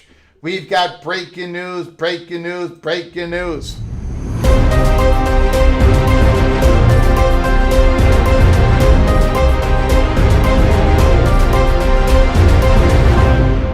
This story has come out. Hold on, everybody. Did you see my text? No, I did not. Grace is coming. Okay, tell her thank you from me. Okay? Breaking news. I first have to apologize to Curtis. Thank you so much for your super chat. Curtis. I know you were going to yell at me for the Price Underwood. I got a lot of Michigan Wolverines throwing me the elbow. Curtis, I love you, man. We're going to get you super chat. I see. Okay. Curtis, thank you for your incredible generosity. Thank you so very much. We're going to get to it in a moment. Caller, I do apologize. I'm holding up everything, but I do want to get to this real quick here. We've got a breaking news. Big 12. Hold on, everybody. I'm off kilter here. Is the Big 12's $20 million monster jersey patch deal too cheap? The deal, heralded as the first of its kind, drew criticism based on value and potential impact on school-specific jersey sponsor deals. The Big 12's expanded partnership with Monster Energy, announced Tuesday, was heralded as the first of its kind in college sports, but it has also drawn criticism from multiple industry sources. And I can tell you, I can, as I said at the beginning of this program, the chatter behind the curtain, there is a monster backlash against this deal. But it has also drawn criticism from multiple industry sources who believe the deal may have been undervalued the conference and could create issues for school-specific assets in the future. The deal has three main components, which would rake in $20 million per year for schools, offering around $1 million per school front office, sports confirmed. First, hold on, everybody. First, the Big 12 football and men's and women's basketball teams' field courts will include the co-branded patches. Second, the Big 12 football and men's and women's basketball regular seasons will be referred to as Monster Energy Big 12 football and Monster Energy Big 12 basketball. Finally, the deal requires Monster to include Big 12 assets in its marketing in more than 100 countries where it advertises, offering intangible exposure for the league. Okay. All right. Big 12 assets. Monster to include Big 12 assets in its marketing. I don't know what that really means. Marketing pieces might have Big 12 schools, mascots.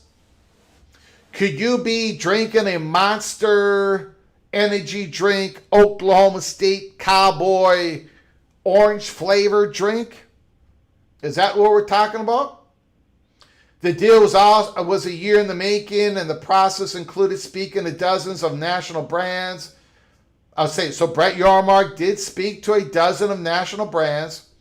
We ultimately landed on a deal place with Monster. New audiences domestically and internationally. Once again, international. One industry source, however, called it objectively a terrible deal, saying that the Big 12 schools were worth much more than $1 million or potentially less the schools would be getting from the annual payout. Another said the value of school-specific jersey patch deals made with schools of the caliber of the Big 12 was worth multiple millions of dollars per year. The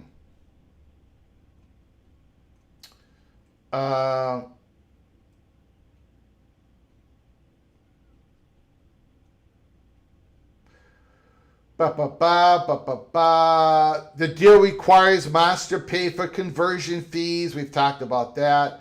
Another potential concern, however, brands may be less willing to pay big bucks to plaster their logos on jerseys or fields and courts if there are other brands sharing that inventory.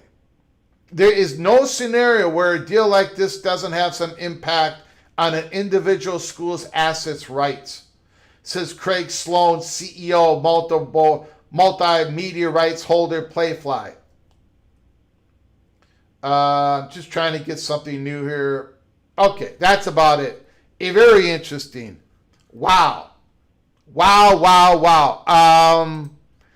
more thing. Caller, can you hold on for a moment, please? I'm still here, Greg. Okay, thank you, Taytown Hawk. I appreciate it. We've got a massive super chat throwing me an elbow, a well-deserved elbow. Could it be?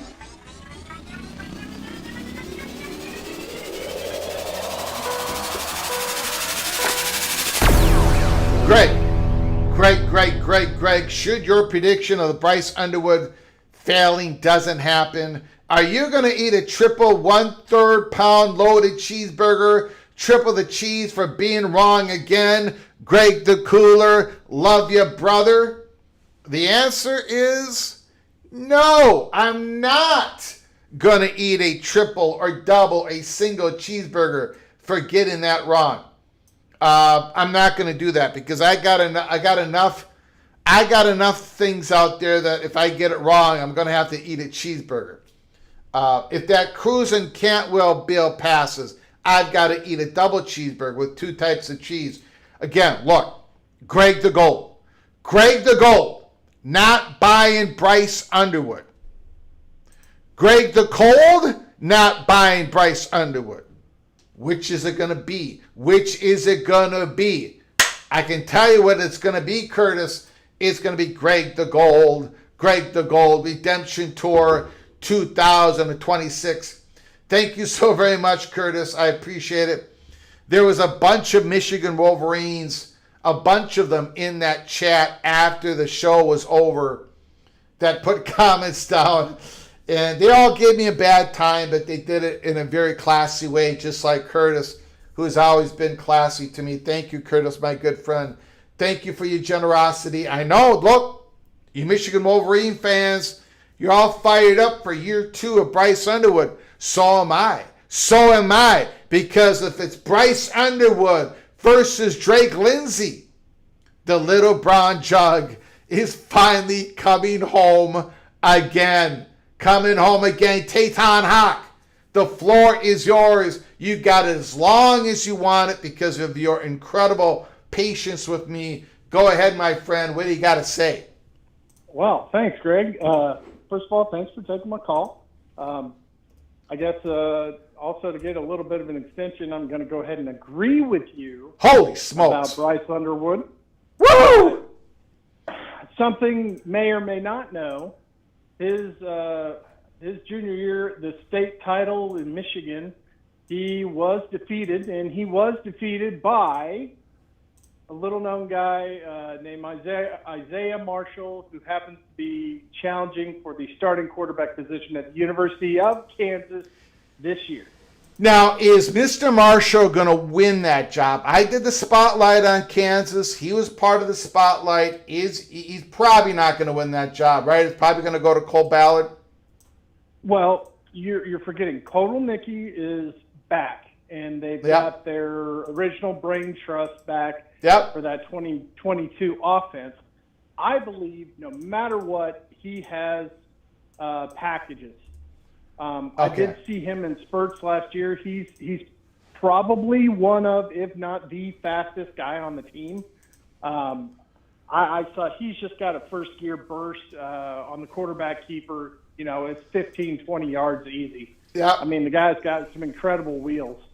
So I kind of went with the idea because they did not bring a quarterback to the media days this week. I'm pretty sure it's a much closer contest for quarterback than anybody wants to let on. And I actually think this is me, and this could be a 5-pointer. I don't believe it's going to be one or versus number two. I think it's 1A, 1B, a true 2 quarterback system with a rotation or situational. Got it. Listening to what you guys were talking about, you know, number one, your previous caller, I have to agree. I was kind of shunned, but I thought the passing on Memphis was a horrific idea, especially when it came to not only the money's one thing, but the endorsements that were going to come along with it. And I didn't even consider Lowe's. I was just thinking about FedEx. Mm-hmm. Because one thing we know with other advertisers and with the media in general is perception. And the perception of your value of your league, if you have a tier 1 advertiser versus, you know, Chico's bail bonds, there's a world of difference. It's all those little ancillary things that kind of add up as to, you know, your respect, I think, from media personalities. And that makes a big difference in the long run. And we're talking about, you know, 6 or 7 years down the road, you know, if you've had a successful run with FedEx and I don't want to call it the FedEx Cup, but the Big 12 FedEx standings, I think when it's time to renew that deal or take it to market, you're going to get better offers, no doubt in my mind. Mm-hmm. Because what sounds more attractive to you if you're Reebok? You want to go bid on, hey, this league's been with FedEx and it seems like they've had a good idea, or, you know, who are we talking about now? Monster energy drinks? No. I don't like the sponsor. I like the fact that he did go grab some money, but I think we goofed it by passing so quickly on that Memphis deal.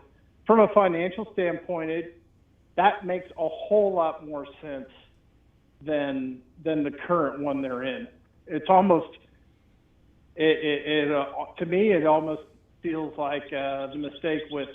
Oh, I can't even think of his name now. He's been gone from the Pac-12. Kiyakov, whatever. Right. and Yeah. then he comes back with a kind of substandard deal later. But I don't think, I'm not saying those are apples to apples, but I do not agree that this was a better option than previous.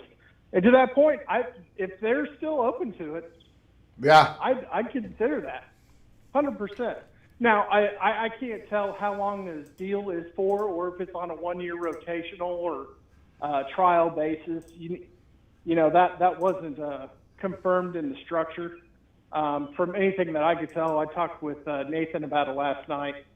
And actually, also to point out, you were on the right track. We discussed it about the hot drink / any addictive substance, but as to whether Monster Energy drinks are addictive, I don't know. I've seen a few 7-Elevens where the guys are coming in, grabbing 2 of those and pack of smokes and heading to the work site. But I don't know if that was more out of addiction or more necessity to keep going. Yeah.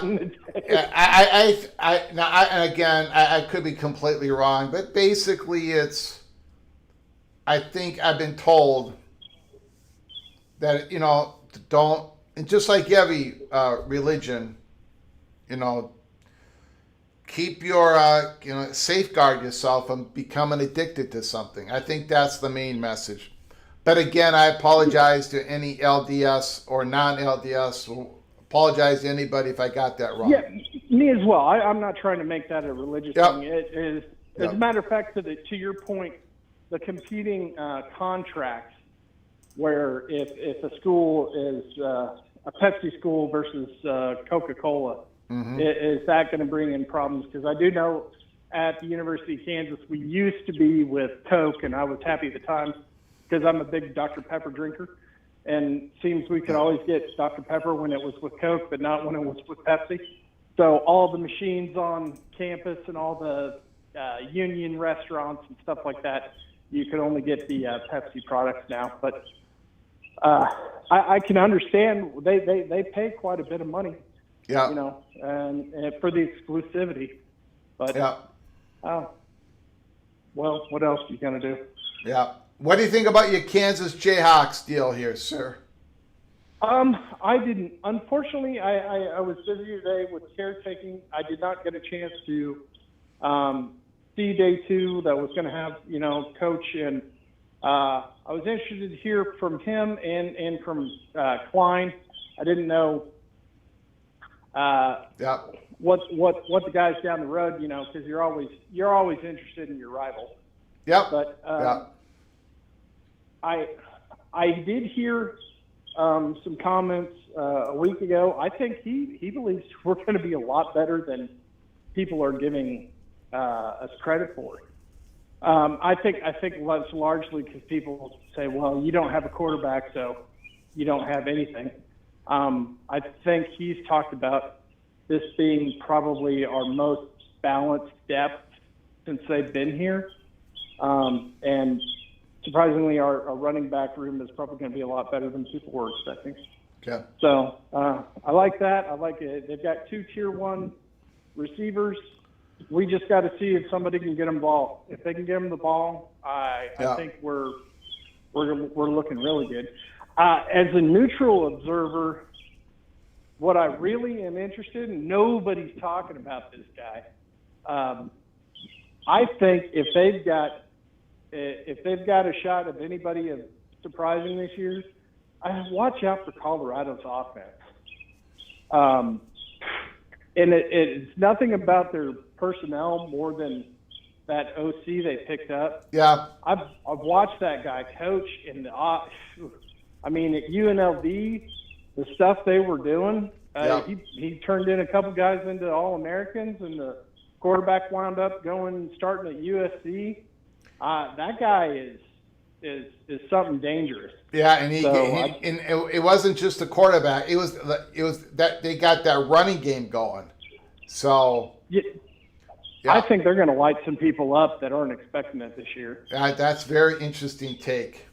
Very interesting. Now, of course, I got Colorado at the bottom of the Big 12. So yeah. That might be the cooler moment, but I doubt it. Nobody panic. But that is something to think about. Well, you know, a lot of people have cooled on Dion, and they've been saying, you know, it's basically because Hunter is gone and his son's gone from quarterback. But I take that with a grain of salt, especially with the medical issues he was dealing with, I think, over the past year or so. Pretty serious. That I just don't know if that may have played a part in distraction for the team. So I don't know. I think he's going to do better. I think that guy's going to stick around for a little while. Yeah, I think so. I hope so. I hope his health. I hope he maintains his health and he can keep doing what he wants to do. Yeah, I think he's good for the Big 12. Yeah. Only other comment I've got from what I saw briefly, I just flashed YouTube up on my television set that a new coach for Utah. Just kind of saw him sitting up there taking questions, and oh my goodness, what's the saying? Origato, Mr. Roboto. Oh, really? Okay. That guy looks so stiff. Oh, Talking about Scally, huh? I'll have to take a look. It's pretty good. Yeah. All right, Greg. All right, I appreciate it. Thank you very up all much. your Great time. call, sir. Thanks for calling. All right. Have a good one. Bye-bye. Yeah.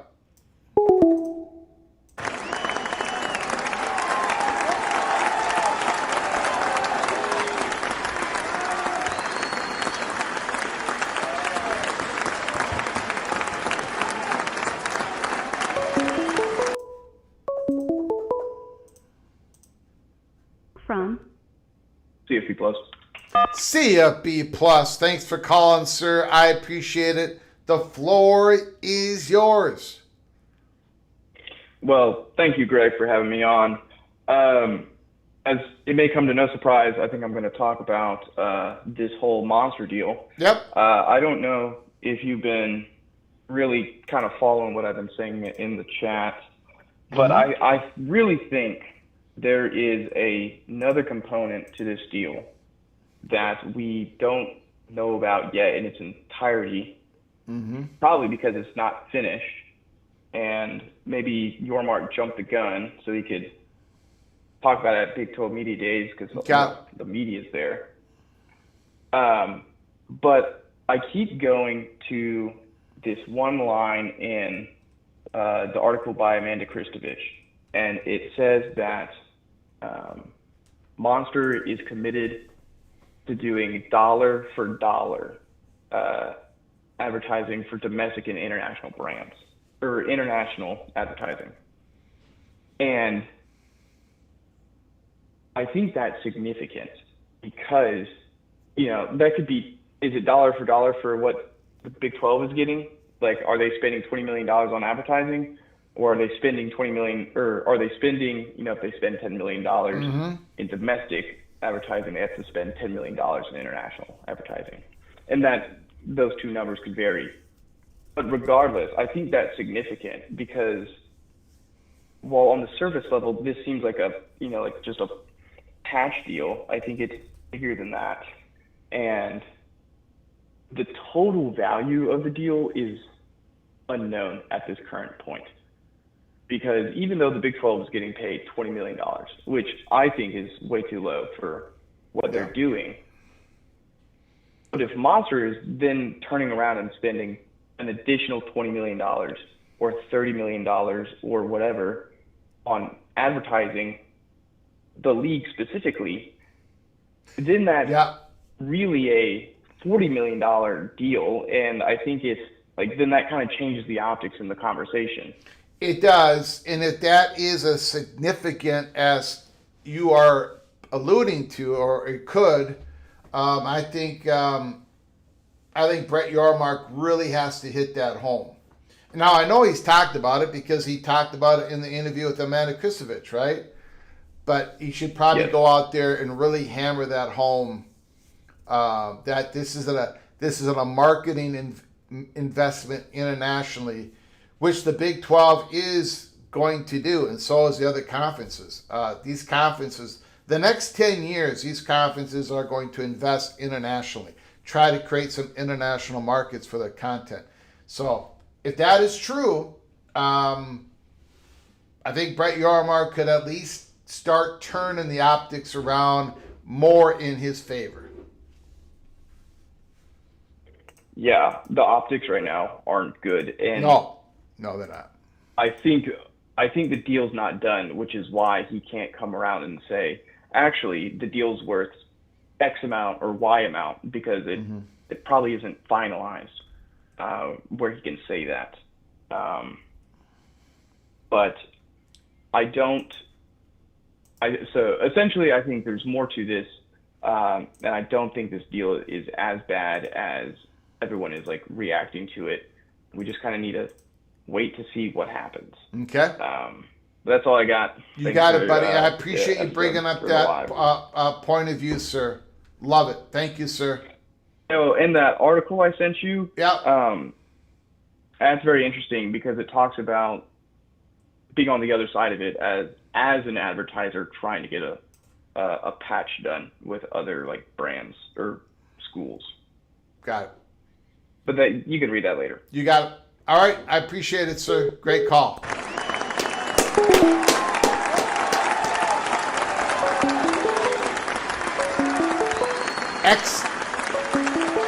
Excellent call by whoops. Call from Rock and Rant. Rock and Rant. The floor is yours. How you doing, Mr. Miami Hurricane? I'm doing better than a lot of people seem to be about the monster deal. But what our friend, the previous caller, said. Look, it makes sense. That's called the in-kind advertising, right? Yeah. It helps you grow a brand, but I think a monster affiliation, I know Wild Youth doesn't agree, is a good brand partner for the Big 12 on a number of levels, just like that brand. I know some people might want something different, higher, whatever it might be. Understood. The challenge, though, is when you're cutting these deals for these type of partnerships, the in-kind aspect, the additional promotion that makes you a preferred brand partner to somebody else, is supposed to come after the bonus on top of getting a deal for your assets that's worth what they're paying. So it's not in lieu of bringing you up to market rate. It's the distinguisher by you first getting market rate. And this deal, though, when I first saw it, I thought the brand was a good fit and I disagree with those who had an issue. Now I think it's an extremely bad deal because they have now.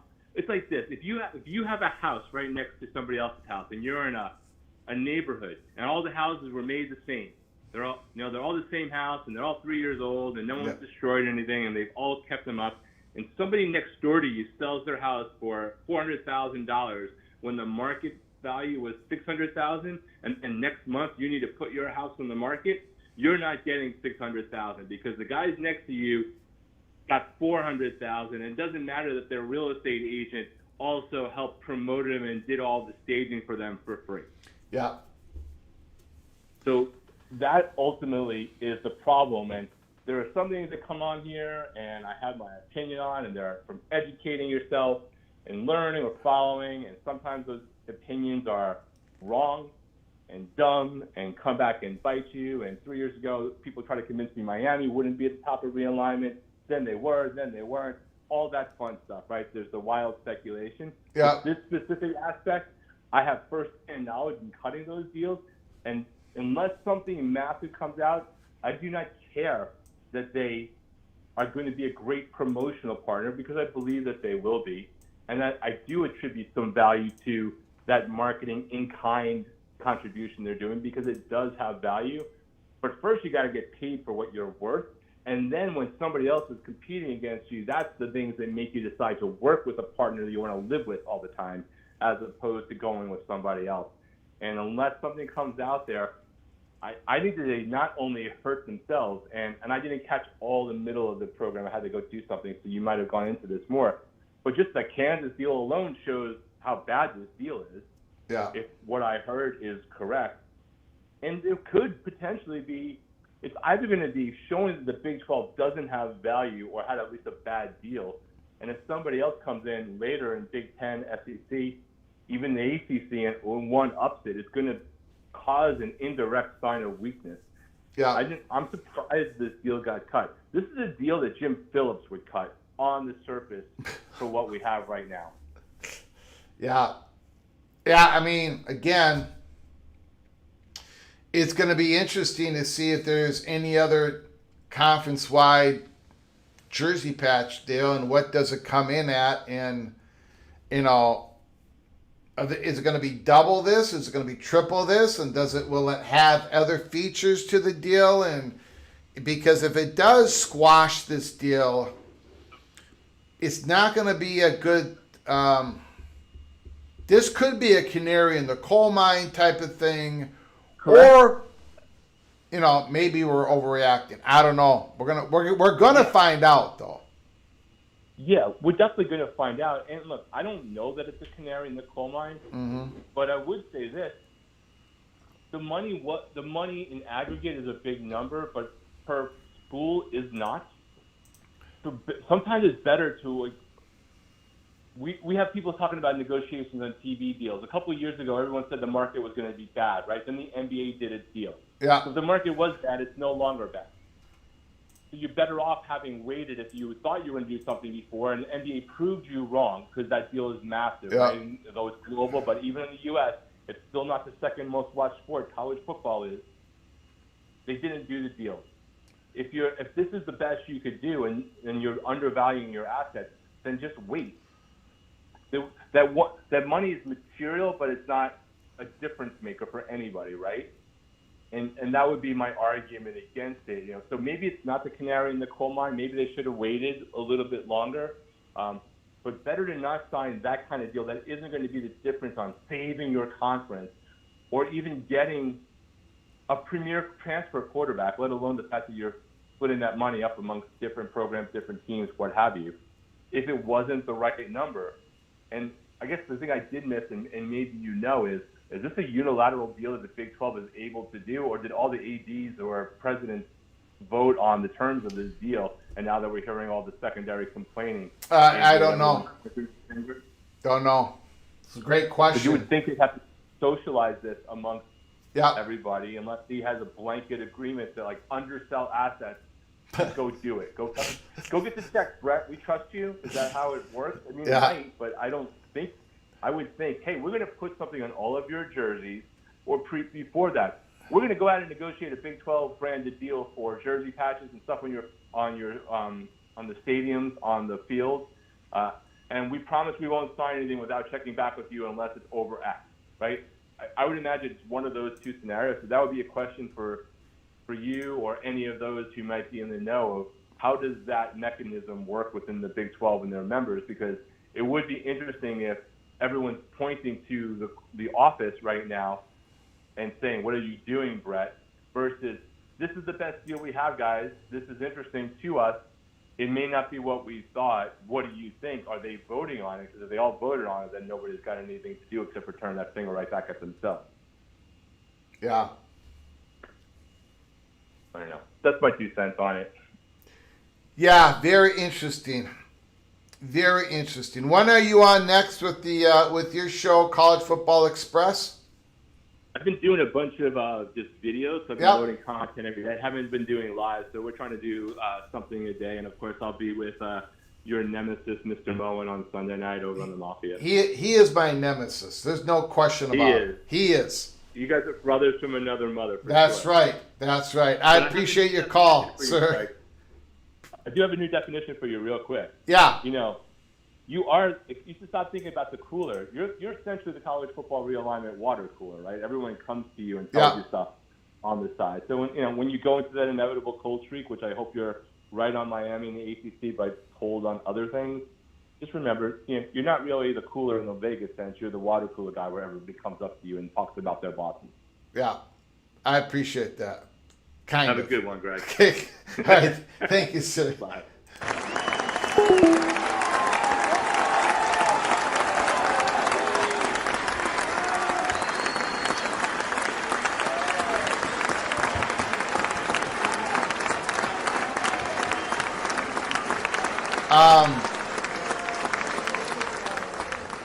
Nathan says Big 12 gets free cross marketing by Monster. Everywhere you see Monster, you'll see the Big 12. Literally everywhere. Every grocery store and gas station. Think bigger. I don't think every time we see a Monster, we're going to see Big 12. Right. I mean, not every advertising a Monster. We're not the Big 12. They're not. I mean, there was not a merger here. Again, we'll see. Only time will tell. But I don't think everywhere we see Monster, we're going to see the Big 12. But every time we look at the Big 12 on the basketball court or a football field or a jersey, we're going to see Monster for $20 million. But then again, if there's, if Monster is spending money on international advertising that's going to include the Big 12 logo, their brand, then there is some value add to the deal to the Big 12. But man, oh man, I still think, I don't know. I don't know about this. Yormark has to be furious over the Big 12's reaction to the deal. Jay Chapman. Mama Duck, Clemson Tiger, water cooler, very nice. Mama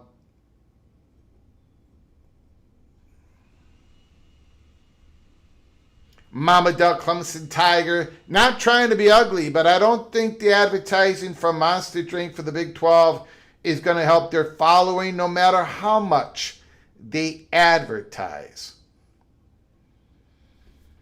Pike and Banshee, I'll take Memphis for $250 million, says Alex. Or Alex, I should say. From Jeopardy. I do want to thank Evo Badger, Kenneth Maynard, Christopher Hooter, and the Michigan Wolverine himself with a massive super chat. Curtis, thank you guys for your generosity. I appreciate it. I'm just going to check out some reporting here. See if there's anything else to report on. Give me a moment. Today we did a spotlight on the UNLV Rebels. Starting with Jackson Arnold. The transfer from Oklahoma to Auburn, now to UNLV under Dan Mullen, Alex Orji. I think he's going to be a Wildcat type of quarterback, just like he was with Michigan. He was with UNLV last year, but he got injured early in the season. Superstar Jaden Thomas, we talked about him, coming back to UNLV. 1,000-yard rusher, 7 yards per rush, 12 rushing touchdowns. They don't have much of a production, not a whole lot of production in the wide receiver room. They've got a great safety, Jake Pope. We looked at the UNLV football schedule. They start out at home against Memphis. They got a home game against California. They've got a home game against North Dakota State. Also a home game against Northern Illinois. Their biggest games are at home.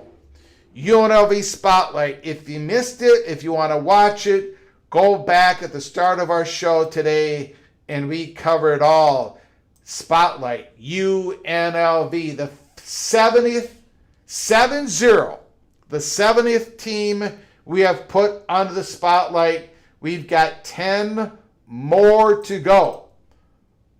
Memphis, James Madison, East Carolina, USF, North Dakota State, Western Michigan, Ohio, Navy, San Diego State, and Delaware. We also talked today about, Cody Campbell, of course.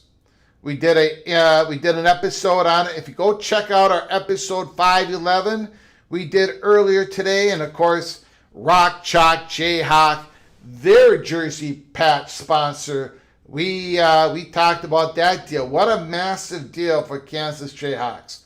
My goodness. Absolutely brilliant. And we've got T-Town Hawk, FedEx, Big 12, we deliver. Wow. Wow, that would work. The Big 12, you would have to have Big 12 in front. Well, I don't know. Yeah, Big 12 FedEx. We deliver. We deliver. That works. That works. Get the deal done, Yormark. Bring in UConn. Bring in Memphis.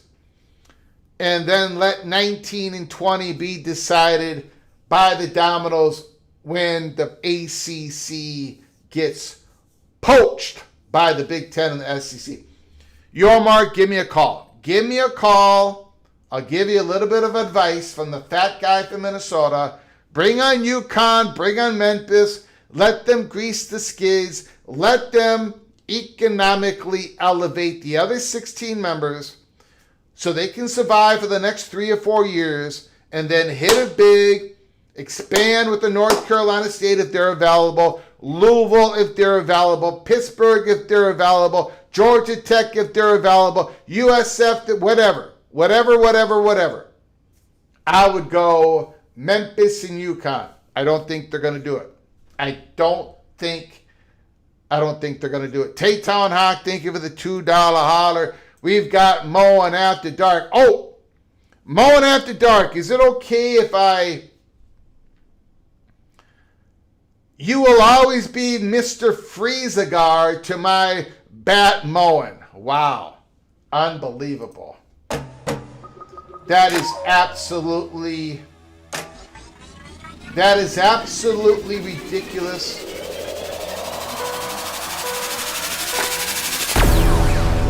That is absolutely ridiculous and accurate.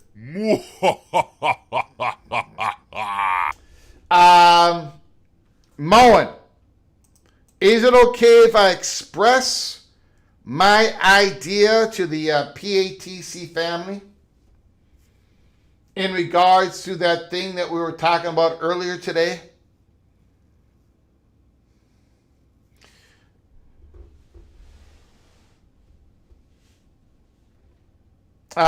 Sure. Okay. So Moen and I are potentially looking at, now again, I am the Minnesota moron, number one. So Moen would have to do the heavy lifting because he's the only guy who can figure this out between the both of us. Moen and I might do special events where we do the college football EA Sports 2027. We do a simulation game. We watch the simulation game. Moen is up on the screen. I'm up on the screen. We're in 2 different corners of the screen. We are watching the simulation game. Of course, I'm going to treat it like a real game because my elevator don't go all the way to the top, as you all know. Love college football, even simulation games. We can put a line on it. We can put a line on the game. Moen can take one team, I take the other with that line, and we'll watch the game and we'll have some fun. It will be a watch party of a simulated EA Sports game. For example, Ohio State, Texas. Moen would set it up, the Buckeyes versus the Longhorns. The game would be played at Texas. And we put a line on it. Texas favored by 1.5, whatever. I'd probably take the Longhorns. Moen would take his beloved Buckeyes. We'd watch the game. We would react to the game. You all would react to the game. And then maybe we'll put in that Mississippi State-Minnesota game. And we'll watch the real Drake Lindsay dice up Hell State. They'll dice them up, and the Gophers win by 17 over Mississippi State. We'll do games during the season, off and on, before the game gets played for real, and we'll react to it like it was happening, because in my mind, it is happening. It is happening. So, Let me know in the chat room if you think that's a good idea, bad idea. Would you watch? Would you have fun with us? Would you join us? Or do you think that's the dumbest thing you've ever heard and I should check into a mental facility? Let me know in the chat room. Let me know in the chat room. Thanks again, Greg, for all you do. Thanks, Mama Duck, Clemson Tiger. I do appreciate you joining us. Let's see what kind of comments. Greg, sometimes you just got to express yourself. I'm vengeance. I am the night. I am bat mowing. That's ridiculous. That is absolutely ridiculous. Unbelievable. Jose says yes. Bob Swanger says good idea. If we are LOD, then I get to be animal. I just noticed that Thamo, Dellinger, McMurphy have either said nothing or haven't given much details about the monster deal yet. Could mean something or nothing. Old Dad, nice simulated watch party. Willing suspension of the... Yeah, that's... Well, look.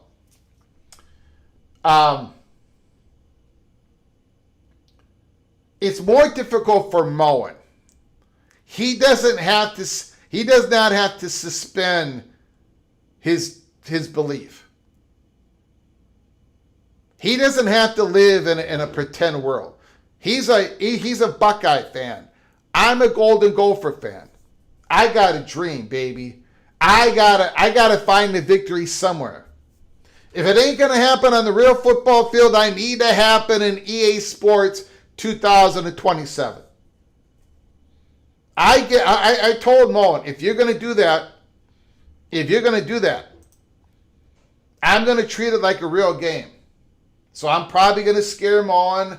I'm probably gonna scare the PATC community. I'm probably gonna scare the college football mafia community. If you watch our watch parties, even if it doesn't have anything to do with the Gophers, I get really involved in these football games.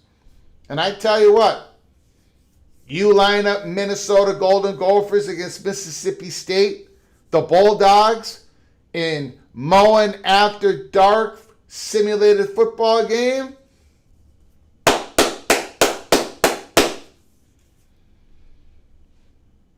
Gophers better win, or you're going to see tears.